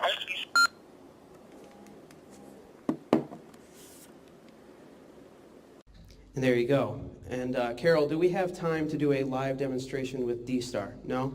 Well, what I would have done, this is all set up. I have my open spot here with a ICOM ID51A that Ray Novak over at ICOM lended to me to use, but we don't have enough time, and I'd like to thank him for that. And everything's set up here, and if, a lot of people have made this a lot neater than me, but if you can see this right here, this is the router. Basically what this is doing is finding the Wi-Fi here at the Hamvention and converting it into wired internet so this can get on the internet. It's supplied with an Ethernet cable right here, and it's on the open spot. And this thing right here is the battery that's giving power to both devices. And of course it's the open spot with the antenna. Here's a quick diagram made in MS Paint. So you have the open spot user down there in the bottom left, and then they're talking, they're going in to the internet, that cloud right there, and they're going to come out on that repeater user's radio. And this goes for all of the modes. Then you have another repeater user that goes up, and it'll come out on that open spot user and that repeater user. And you have another open spot user, and then it'll all be linked and everybody will be able to talk and so on. And also I'd like to say thank you to a number of people. I'd like to thank my grandfather, K8PRG. He's sitting right over there. And without him, I probably wouldn't be a ham today. And surprisingly, I got him into the hobby, not him getting me into the hobby, but from when he became a ham, he became an Elmer for taking me to club meetings and all 3 of the license exams, or the sessions, and here today. So, and I'd also like to thank all of the club members from back home. There's multiple around here from both the Toledo Mobile Radio Association and the Northwest Ohio Black Swamp Radio Society. I'd like to thank them for their support, and without them I probably wouldn't have been up here. And Northwest Ohio Black Swamp Radio Society let me practice at one of their general meetings, and they noticed some things that needed to be changed a little bit and make it even better, and those changes were made, and now I'm here. So I'd like to thank them for that. And I'd like to thank everybody for attending this youth forum today. Thank you. Thank you. That was great. Thank you. Tell Ray I said you should be demonstrating that at the ICOM booth. Okay, Grace Lee, KM4TXT, is 9 years old, and she's the youngest member of an all-ham family. And she's going to be speaking to us about solar power mania. And I believe she has a technician license, correct? No? What have you got now? General. Oh, excuse me, even better. All right, again, 9 years old. Grace?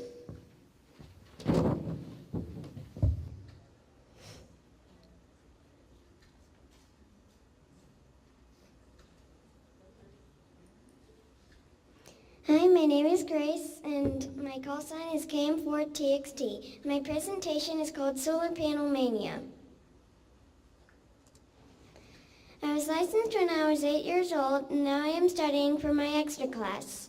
On the screen, you can see that my whole family is hams.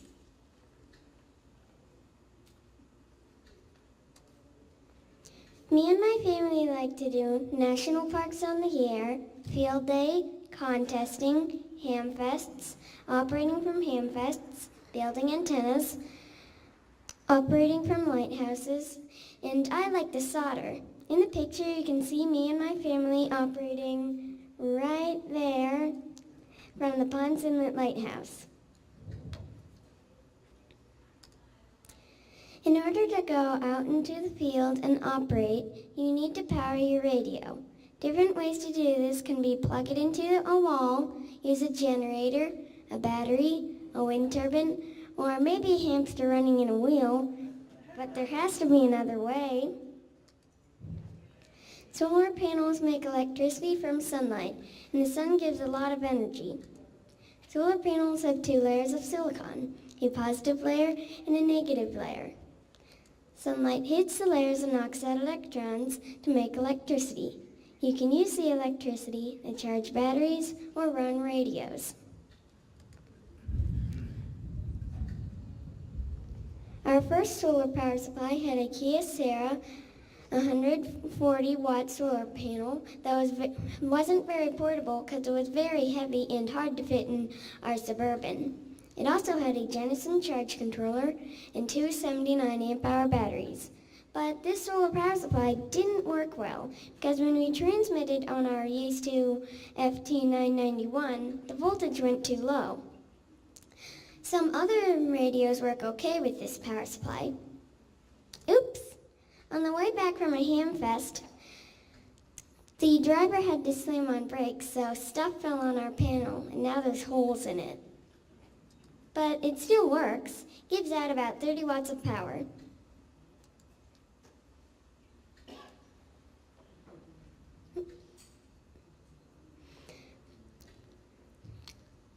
So then we got a PowerFilm Solar 120-watt foldable panel that is very lightweight and easy to transport. The panel puts out about 20 volts, which is too much for batteries. So if you connect this panel directly to your batteries,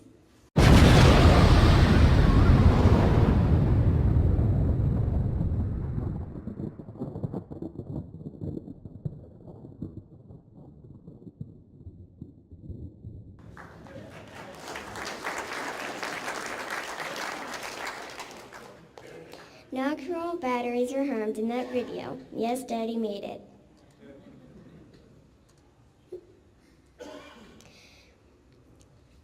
So our Jennison charge controller makes the voltage what the battery needs. That way, the battery charges instead of blowing up. The Jennison charge controller has no RFI, so it is good for your radio. And for those of you out there that don't know what RFI means, it means that there's noise on your radio. We use two Deca 79-amp-hour batteries on our trailer wired in parallel for our radio in the field.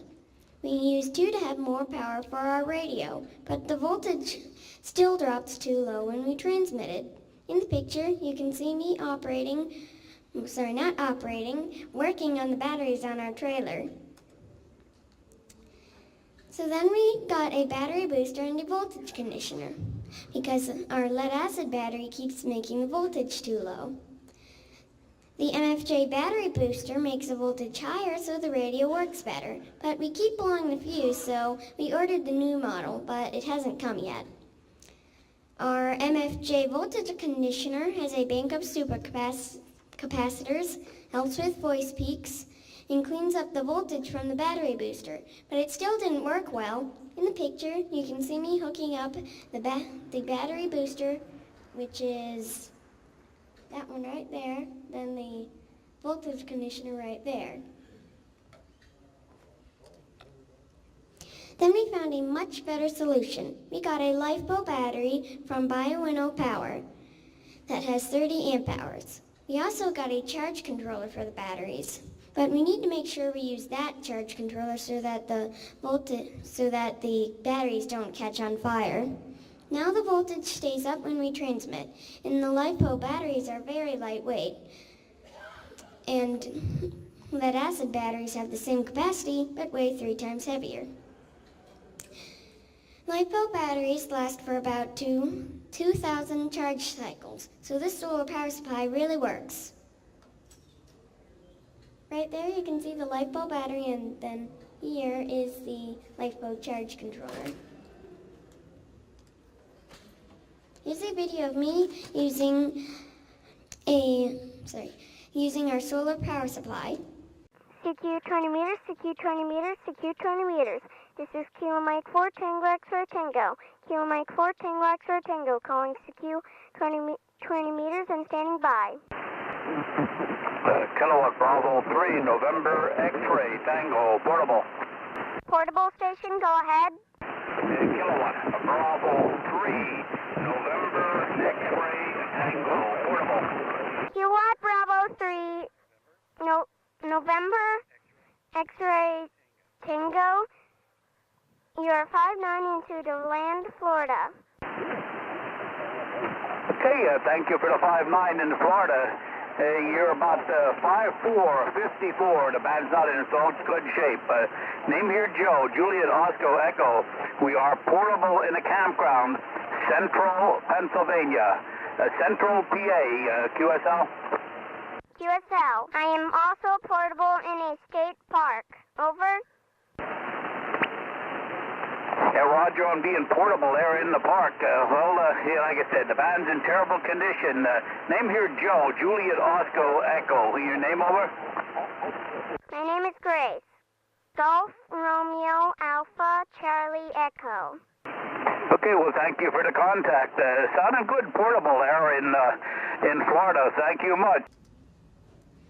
Different places we use our solar power supplies at Field Day, National Parks on the Air, the Florida QSO Party, and at Hurricane Matthew, we used it when the power went out. And Hurricane Matthew, since this isn't Florida, is a hurricane that happened not that long ago in Florida. We also use it on QRP operations. In the picture, you can see me operating from Canaveral National Seashore in Florida, waiting for a rocket to launch. For those of you that don't know what QRP means, it means low power. Our PowerFilm Solar 28-watt roll-up panel is waterproof and very lightweight. Our Bioenno Power 9 amp-hour LiFePO battery is much lighter than lead-acid batteries.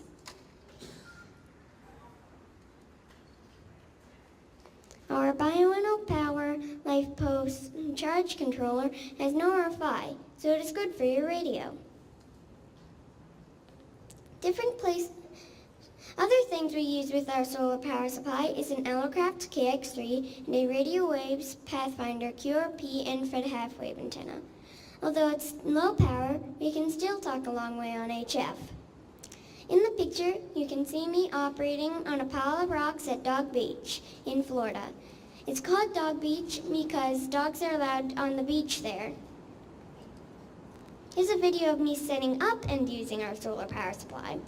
So first we're gonna lay out our solar panel, and it's a bit windy today, so I might want to ask a friend to help.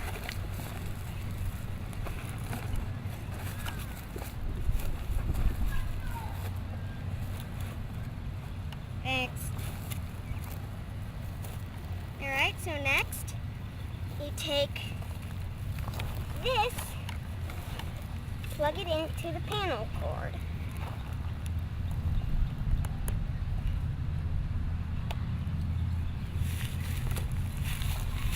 Then, with this cord, bring it over to the battery. Then with this cord, we're going to put it in here.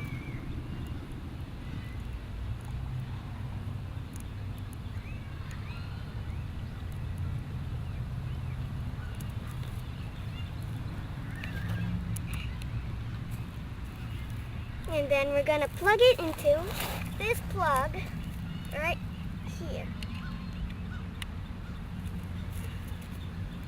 This is our antenna wire, which our antenna is already in a tree over there. And then, so, you take the microphone, put it in the mic place, and then turn on the power. Then you're ready. Now I'm going to talk to my sister, Hope. Kilo Mike 4, India Papa Foxtrot. This is Kilo Mike 4, Tango X-Ray Tango. Kilo Mike 4, India Papa Foxtrot. Go ahead. Hi, Hope. This is Kilo Mike 4, Tango X-Ray Tango. Thank you. In Volusia County, Florida. I am using a KX3 and a solar panel. Oh, that's cool. We have a very good signal, and I am also in Florida, and I am also using a solar panel and one of the LiFePO batteries, so sort of same thing, except I'm not QRP. But yeah, you have a good signal here. Over. Well, thank you for the contact. Thank you, 73. Kilo Mike 4, India, Papa Foxtrot. Kilo Mike 4, Tango X-ray Tango. When you're getting a solar power supply, you might want to think about what you're getting. Because some radios may not be suitable for solar power. They may draw too many amps or not work well with low voltage. So invest wisely. LiFePro batteries hold their voltage better than lead-acid batteries. They're a better choice. Low-cost charge controllers can cause RFI, and new solar panel technology is more efficient. Thank you for listening, and if you have any questions, go ahead and ask them.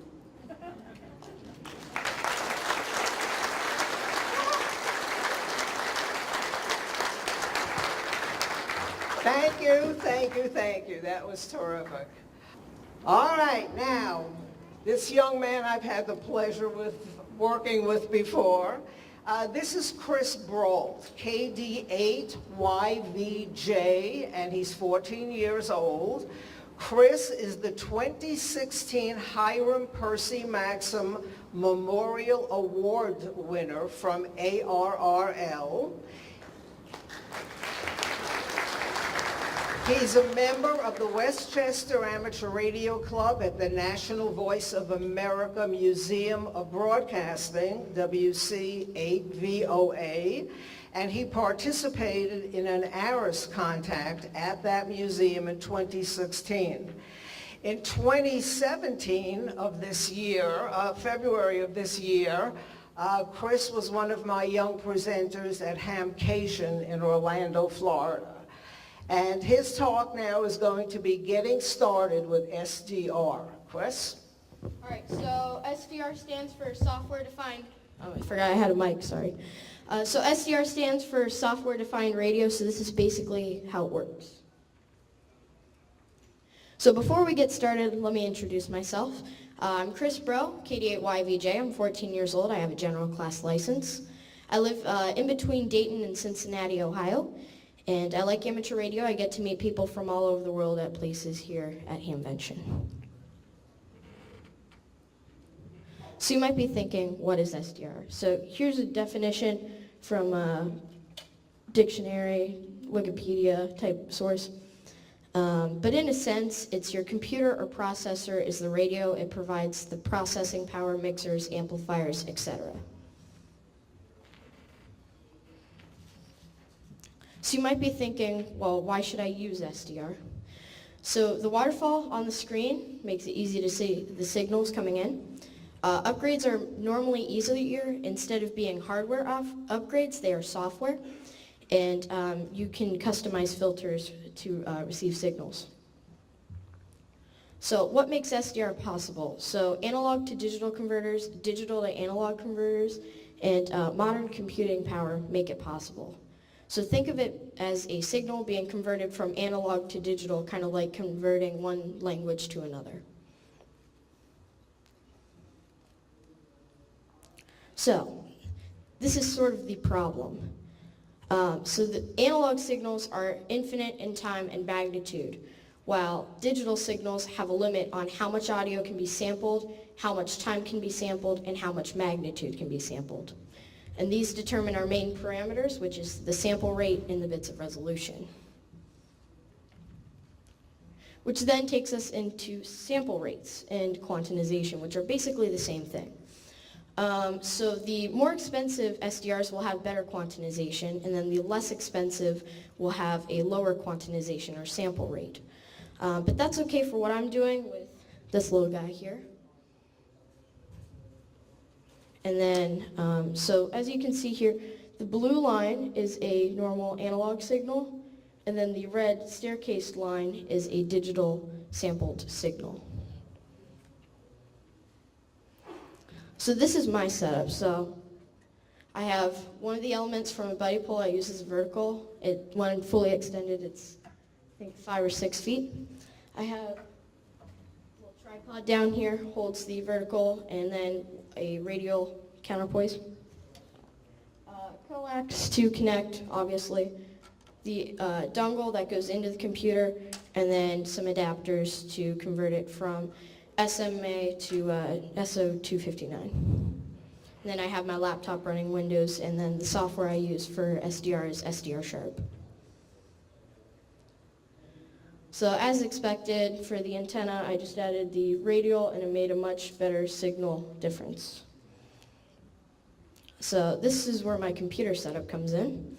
So I'm running a Dell laptop, which is running Windows. The SDR software is SDR Sharp.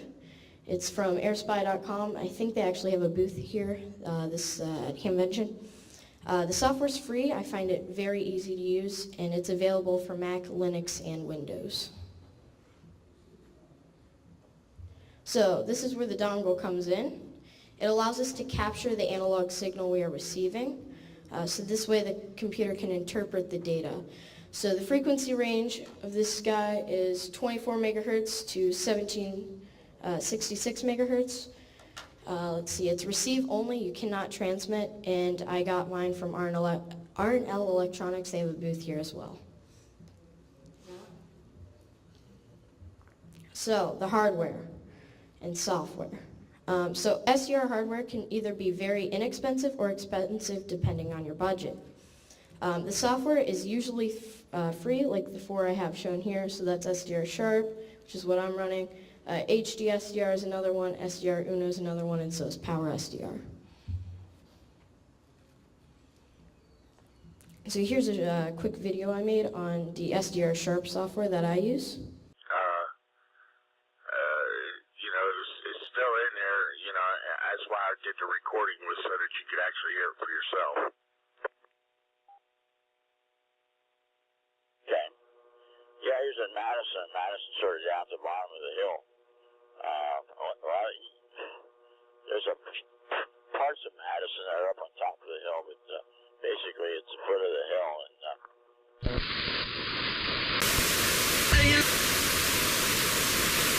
Flip-flop all night long, wake up with a sore neck or maybe a headache, or feel like he needed a nap even though he'd slept 8 hours. When Mike invented MyPillow, he wanted it to where you could move the patented fill to give you the exact support you need as an individual, regardless of sleep position. MyPillow will get you into that deep sleep faster, and you will stay there longer. It's not about how...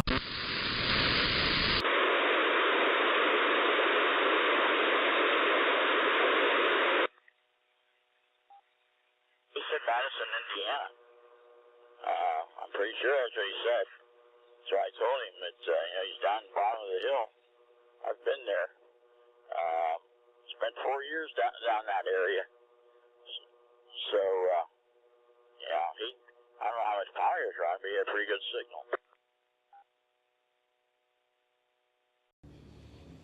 So other things you can do with your SDR. So I haven't tried these yet, but they were all found at rtlsdr.com. So a lot of people on that site will either use these or they'll use other SDR equipment that you can purchase. The site is always being updated, and there's always something new to try, such as receiving images from weather satellites, home automation systems like detecting if your door and windows are open or shut, decoding whisper, and collecting ADSB flight data. So let's say you're not really sure if you want to spend 20 bucks buy one of these. You can always go to websdr.org, listen to different SDR equipment around the world. I think they have, it's like 150 plus stations right now. So you can just listen any frequency, well, there's some ranges on some, and just listen to signals from around the world. So thank you for your time today. Special thanks to Andy and DAD who inspired me to present on this topic. Thanks for your time. If you have any questions, feel free to contact me after the forum. Thank you.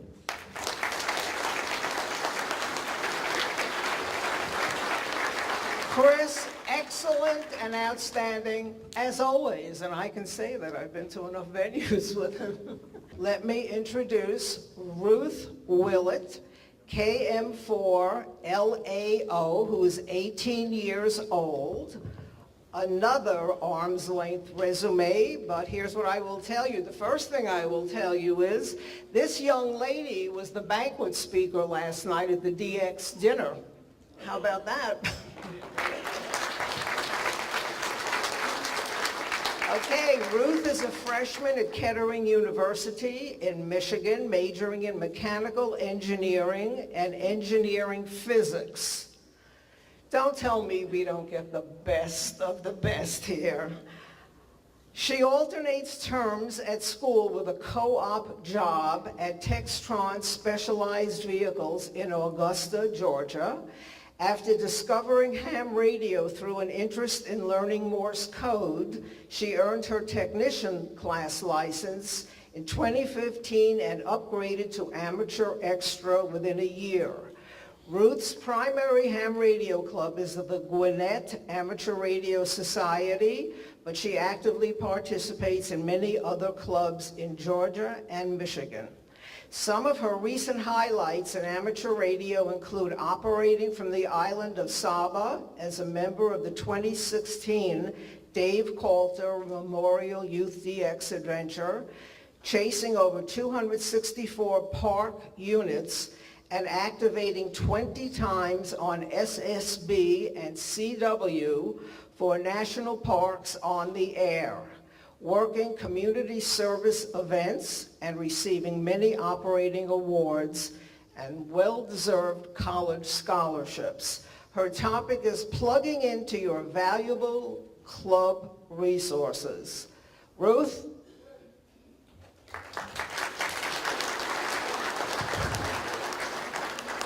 I'd like to thank you, Carol, very much for the opportunity to present here today. I'm excited to share my presentation about plugging into your valuable club resources. So as you've heard, I've been licensed for about 2 years, and I've enjoyed trying as many aspects of the hobby as I can. My life has honestly been changed since I became an amateur radio operator, mostly in due part due to the personal friendships with other hams that I've developed.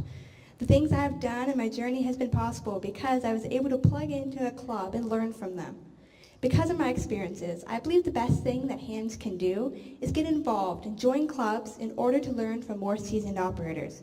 There are so many resources available to us simply by taking this step. The first resource that is available is local club meetings. Joining a club is a perfect way to begin your amateur radio journey. There are very easy ways to find clubs nearby. One way is to Google ham radio clubs in your state, and I'm sure you'll find a lot of hits. The second way is to look on the Find a Club tab on the ARRL website. But you don't have to only be in one club. There are benefits to being members of multiple clubs, since each club has their own dynamics and strengths. The more clubs you are in allows you to meet more people from a wide range of experiences. In addition, they often give informative presentations during the meetings, allowing us to learn interesting information that we can apply to our own lives. Once you've established what clubs you want to be involved in, don't forget to ask about annual events they participate in on and off the air. One way to be engaged, no matter your license class, is to do community service events.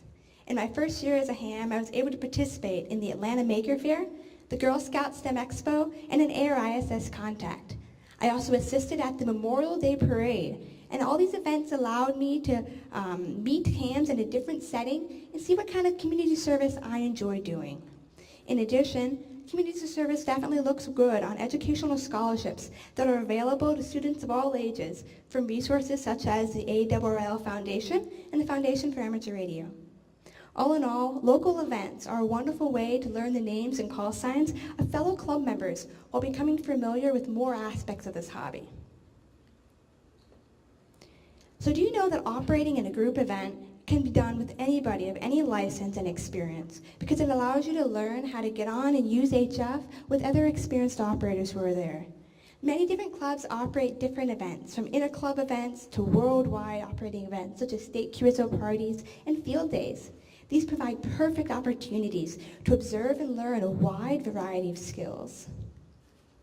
I personally enjoy going early to events, learning how to set up the antennas and the stations, socializing in a different setting from club meetings, and operating as much as I can to collect points for my club. For new operators, there are get-on-the-air stations with experienced hams standing by, ready to teach you the basics of HF. But the fun doesn't have to stop when you leave the club event. Many clubs seem to have programs where they loan HF radios out, radios and equipment, ready with mentors to bring it over, help you set it up, and get on the air. And for established operators who attend club events, are you taking the time to learn about the wide range of equipment that is bound to be there? There are many different operating modes and expert operators ready to answer any questions that you may have. By asking questions, we can gain important information as we use our skills and get on the air. It's certainly true that no matter our operating experience, we can always learn something new. So now that you know a little bit about the resources that are available in the club, let's talk about the one-on-one interaction with the amazing people in this hobby. As I've said, I believe one of the greatest resources in ham radio is the people. There are many people with a wide range of skills who are happy to get to know and mentor you on and off the air. I have absolutely loved the personal interaction I have had and the information I have learned from many dear friends. When I got into ham radio, I didn't know much about the hobby. I just wanted to learn Morse code. So I showed up at Field Day 2015, got to experience an operating event for the first time, and the CW operators there were thrilled that I was there. They showed me around the club station, and they hooked me up with a fellow club member who taught me through the CW Ops CW Academy Level 1 course that fall. When I was ready to get on the air, they arranged my first contacts using my own call sign on CW using HF. They continue to teach and encourage me as I get faster and more consistent in my code skills. In addition, friends have been imperative in ensuring that I can get on the air and stay on the air in HF. When I was first licensed, a friend sent me a used HF radio as I encouraged to upgrade and get on the air. When my friends soon came over to our home, they helped us launch a dipole antenna into our trees and set up my radio. When I've had issues, they've helped me troubleshoot and determine what is going wrong so I can get back on and make more contacts as soon as possible. But the fun doesn't stop only at home. I'm in college half the year, and I've been making friends near college in Michigan, spending time with them on and off the air, and getting to work contests from their home. And of course, I also work at a co-op job. So when I live in Augusta, Georgia, the wonderful family I rented a room from this past term allowed me to set up an HF station in my room. And when mentors drove over 2 hours to spend the day with me and help me get on the air yet again. So whatever your interests are, I encourage you to ask questions and see what happens. There's a huge community of people out there, most of whom want to share their knowledge and experience and friendship with you if you are willing to take the time to listen to them and take the time to learn. I've come to see that the connection and friendship in this amateur radio community isn't just in a local club. It extends nation and worldwide.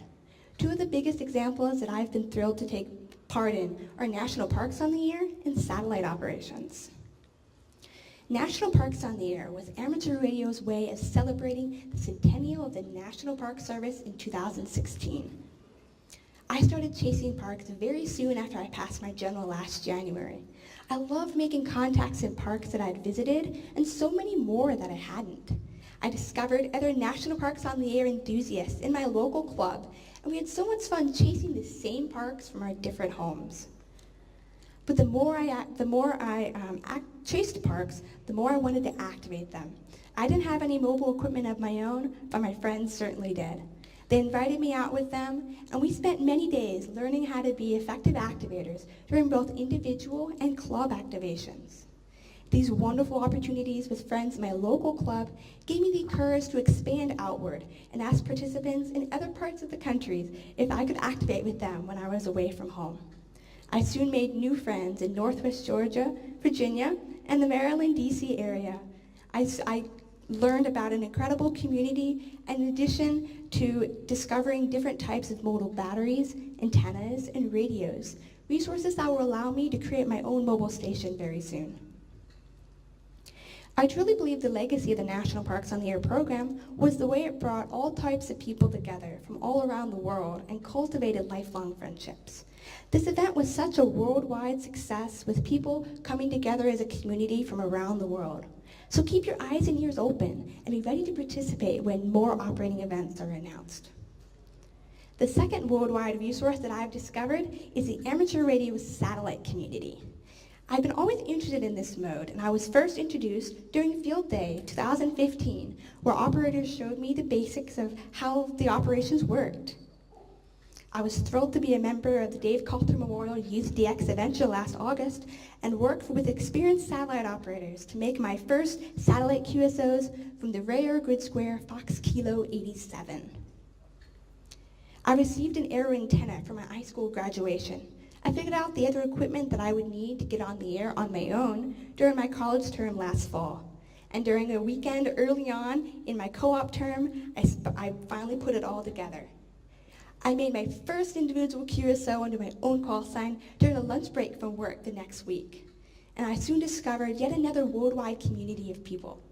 Both on and off the air, I've interacted with these hams, and I've been stunned by their friendliness and their willingness to offer help and suggestions for any satellite questions and issues I may have.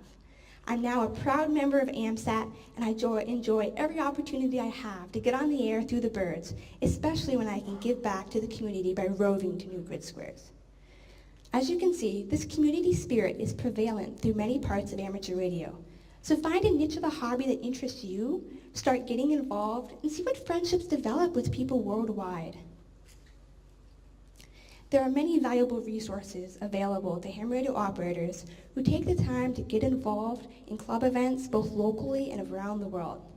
My life has been positively changed because of the community, so I encourage you to interact with other hams, learn from them, and grow on and off the air because of it. Thank you.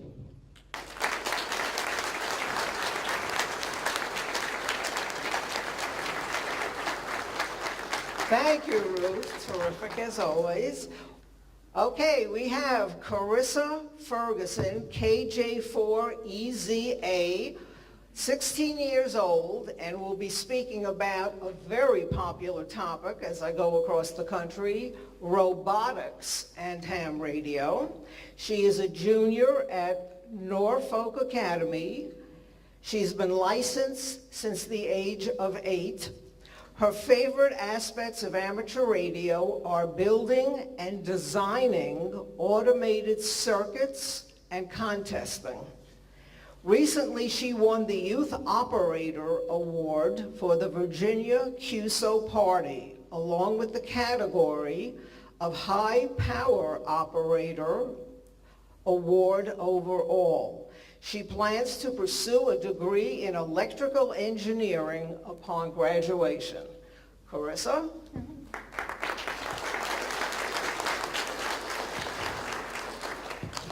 Good morning.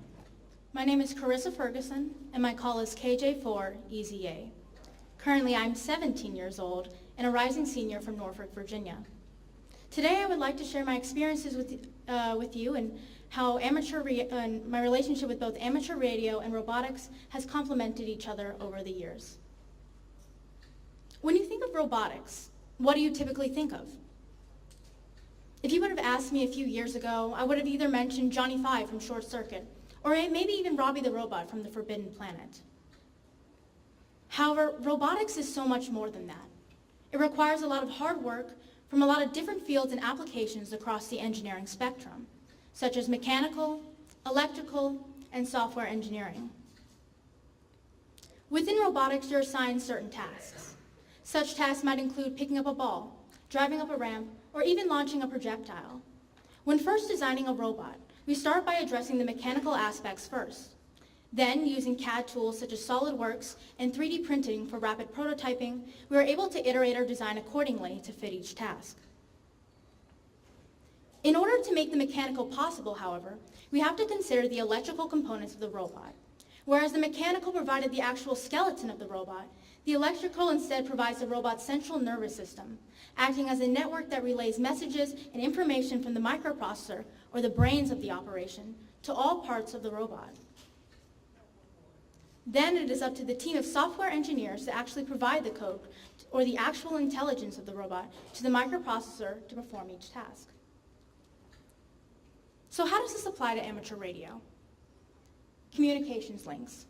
Robotics, much like amateur radio, requires a communications link for command and control.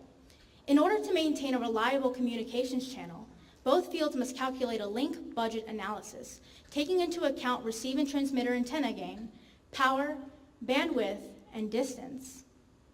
Coding microprocessors. Both robotics and amateur radio rely on the use of microprocessors to complete tasks. These microprocessors can control everything from basic relays, motor movement and position, frequency measurements, to even analog to digital signal conversions. However, because microprocessors cannot act on their own, additional circuitry is almost always required. Circuitry then acts as the bridge between the analog and the digital world. Now, because we don't live in a world where the Energizer Bunny beats his drum forever as in the commercials, we have to analyze our power due to our limited source of energy. For amateur radio, this can apply to emergency communications, summit operations, and camping. As for robotics, we face a similar challenge due to the limits of size and weight constraints. Now we're just going to brush upon the practical applications of robotics or automation in amateur radio, specifically diving into automatic bandpass filter switching, solid-state amplifier control, and adding presets to antenna tuners and RF tube amplifiers. Automatic bandpass filter switching. Let's say you turn your radio on 20 meters and you adjust your bandpass accordingly. You're operating and all of a sudden you look at the DX cluster and you see that rare DX contact you need, the one you've been looking for in 15 meters. In the heat of the moment, you switch the radio on to 15 meters, you key that microphone or strike that key, and bam, pop! You let the smoke out of the box. You forgot to change your bandpass filter settings. You eventually bypass that filter and make that contact, and you say to yourself, boy, that was one expensive contact.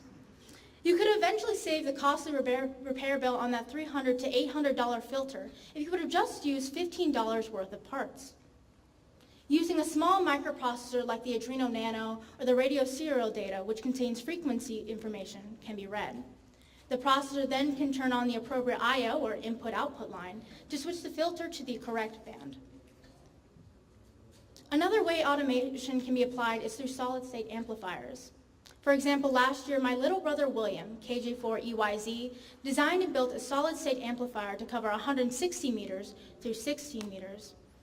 Over the years, he has a tendency to show me up at times.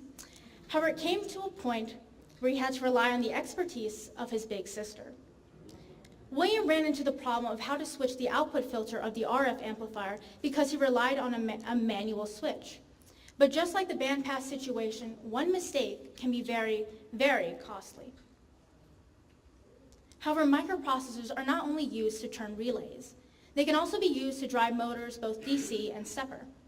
Here's a picture of where I helped my dad implement a large commercial tuner to have frequency presets that control the position of the capacitor and the inductor using only a microprocessor. Today, manufacturers such as Alpha and OM Powers are currently starting to implement or design radio equipment using microprocessors for band switching. This feature helps to protect sensitive electronics, but instead raises the price of the unit dramatically, up to $1,000 to $2,000 for automation. If you wish to learn more about robotics or automation, you can consult any of these sources above, such as the internet, ARL books, STEM volunteers, the GitHub website, and several Arduino and Pix websites as well. So where do we go from here? Robotics and amateur radio have been the stepping stones of the engineering world for years. However, to me, it's always been more than that. It has and always will be a part of my life that I will carry with me to the very end. It not only sparked my interest and love for all things technical, it has helped me mold many great friendships around the world, teaching me the value of fellowship and teamwork. For me, who is graduating next year, I wish to use my knowledge I've gained from both amateur radio and robotics to pursue a degree in engineering, specifically biomedical engineering, in order to help further contribute to the study of prosthetics or bionics to help those less fortunate than I, such as U.S. veterans or people born with birth defects. However, my story and path doesn't have to be yours. The study of amateur radio and robotics can lead to basically anywhere, where the only limit is our imagination. Thank you.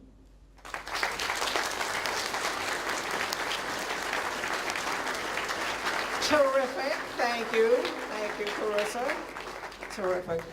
I'm sure all of you, being the enlightened audience that you are aware we had a number of female presenters today, not by accident. Okay. Future presenters, by the way, the first presenter that was chosen to be a presenter for this forum was Lucas. And guess when he inquired if he could be a speaker? As I was leaving the forum last year. So I will share with you that by October, most of the presenters are already chosen. So if you know somebody who would be a good speaker, you've certainly seen the caliber that we're looking for. Kids who would get up and present, besides having technical and interesting topics to speak about. So just have them contact me early. Evan Markowitz, KD2IZW, is a general class operator attending Warren County Technical School, where he is a senior in the electronics program. One of his previous achievements was replacing the school's old mechanical bell system with a new system based on a Raspberry Pi connected to the school's intercom.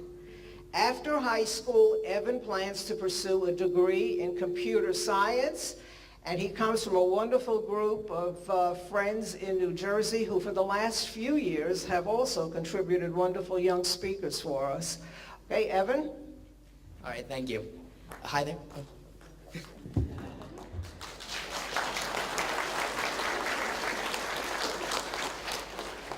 Hey there, I'm Evan Markowitz, KD2IZW, and as Carol said, I'm going to be presenting a tethered balloon-based repeater for emergency applications. So I am a general class operator from Hackettstown, New Jersey, which is in the northwest part of New Jersey. Oh, certainly, yes. As was said, I am a senior in the electronics program at Warren County Technical School, and in the fall, I'm going to be attending the New Jersey Institute of Technology for their computer science program. So let's take a second to talk about the problem. Gotta get there first. With regards to the problem, in search and rescue missions, conditions for radio aren't always necessarily ideal. Factors like the weather or the terrain, and don't even get me started about the leaves, commonly cause problems. And this isn't exactly great. So what if there was a way that we could improve this situation? The solution that we propose is a balloon-based repeater, a consistent solution for an inconsistent problem. It was originally meant to be a drone-based solution, but drones don't fly for long enough. It uses a helium-filled weather balloon instead, which is tethered to the ground and sent far into the air. Of course, when you're building a repeater that small, there are some very important specifications to take into account, especially when you're going to be putting it into the air. It has to be easily assembled and reproduced so that multiple teams can build these things. It has to be inexpensive for the same reasons. It has to be low maintenance because you can't be wasting your time on that. And it has to be lightweight to get in the air, and versatile, and most of all, reliable. It can't fail. And when you're trying to make a small repeater, the first thing that you want to have are small radios. And that's where these 818 modules come very much in handy. They're super small, super inexpensive, very lightweight, and they're great for embedded applications like these. They're full-fledged radios, whether on 2 meter or the UHF bands, they work pretty well. So we bought some of these so that we can test to see if they would work for this project. Over there, you can see I first put it onto a breadboard, just wired up a single radio to see if we could get communications. And we could, and it seemed to work pretty all right. So we had these small little daughter boards here, breakout boards even, that we used to put it onto a breadboard, so that way we could make a full-fledged repeater out of the thing. So that repeater, it had no logic to it. Simply audio that goes in is what comes out. There is no IDing or anything, but it was a proof of concept to make sure that we were going in the right direction. And after hooking it up to a battery and some antennas, it seemed to work quite well, so we progressed forward.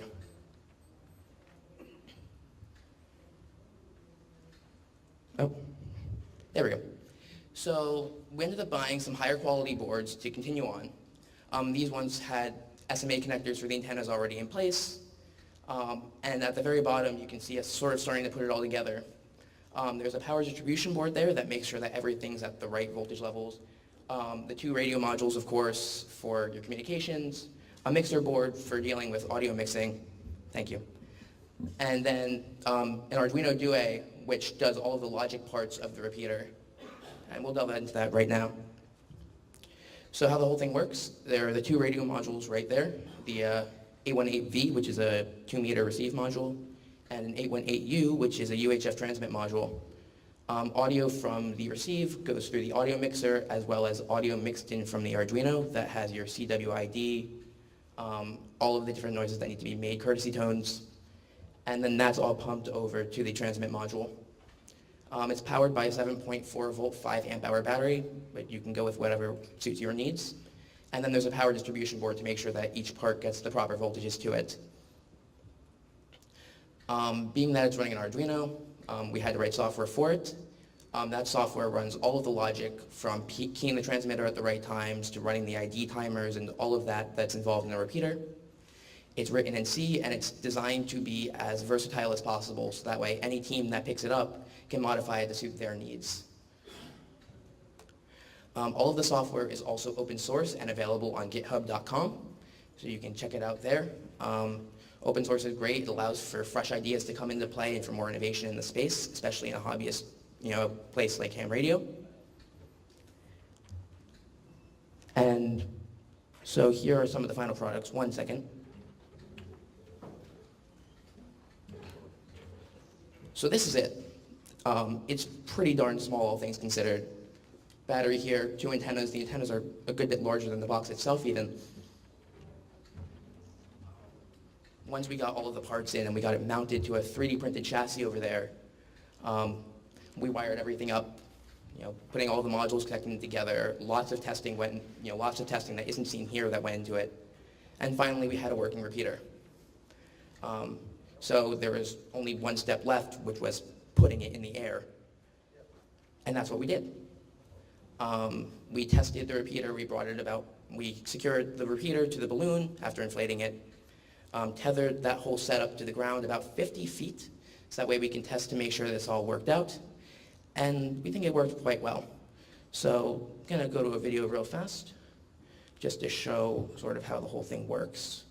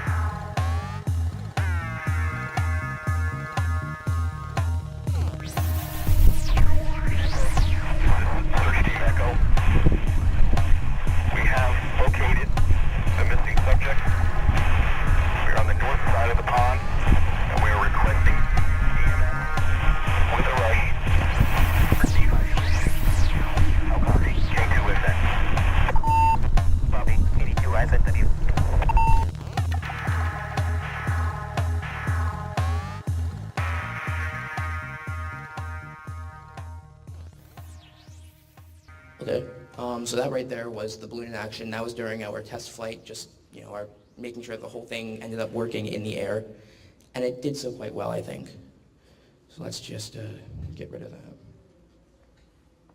That gonna go away? No, apparently not. Right. So just some final notes. Obviously this whole thing was about this balloon-based repeater. We found the balloon could probably stay inflated for about 5 days if you needed. The whole thing costs less than $150 to build, which I think is a big part of it. The balloon only costs about 21 of those dollars. Through our testing, we found that you can get about a 1 mile radius at about 100 feet in the air, though your mileage may vary. And you should expect about 10 to 20 hours of talk time on this, depending on your activity, of course.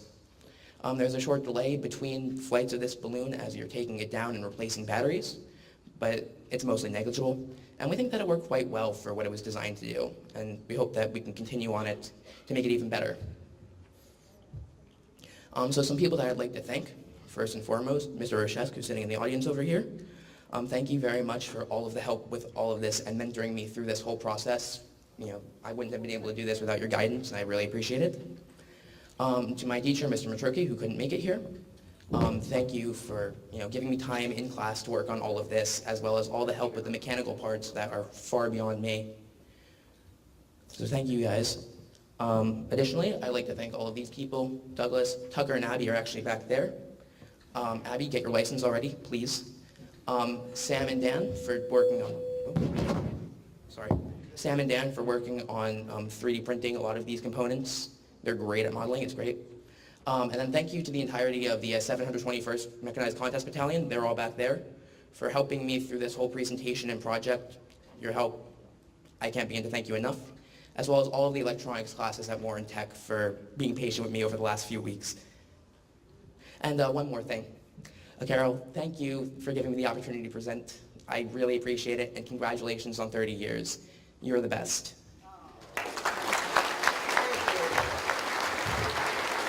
Thank you. This has just been incredible. Yeah, that's it. Thank you guys very much for listening. And If, our website. if you want to get your cameras ready, again, we're going to move it along quickly. We are going to give each of the young presenters their fabulous prizes first, and then we'll get to the goodies for everybody in the audience.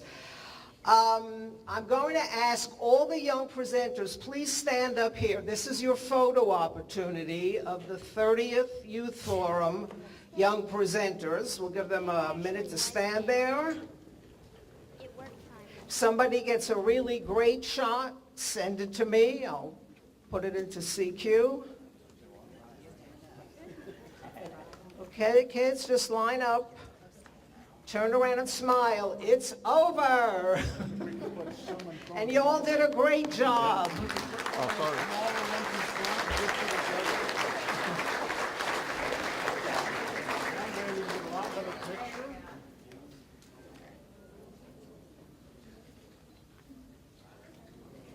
Fabulous presenters this year and every year.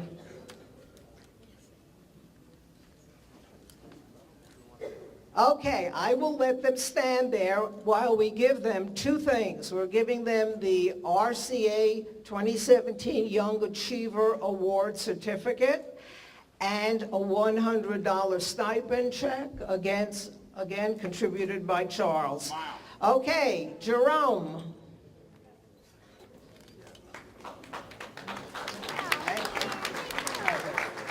Drew. Come this way, get your goodies. Yes, plus they're also getting the ICOM package filled with personalized jackets, a personalized book bag, ABSAT books put into the bag for them, and a whole bunch of nice goodies, including, thanks to Charles's generosity, one of those little code key oscillators. So that's what they're getting for doing this here today. And the handheld radio as well from ICOM. So we thank all of you. And MFJ contributing the matching antennas as well. Okay, Lucas.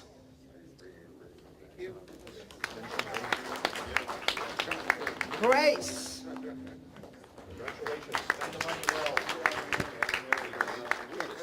Go out and spend that money at Hamvention. Chris. Ruth. Carissa.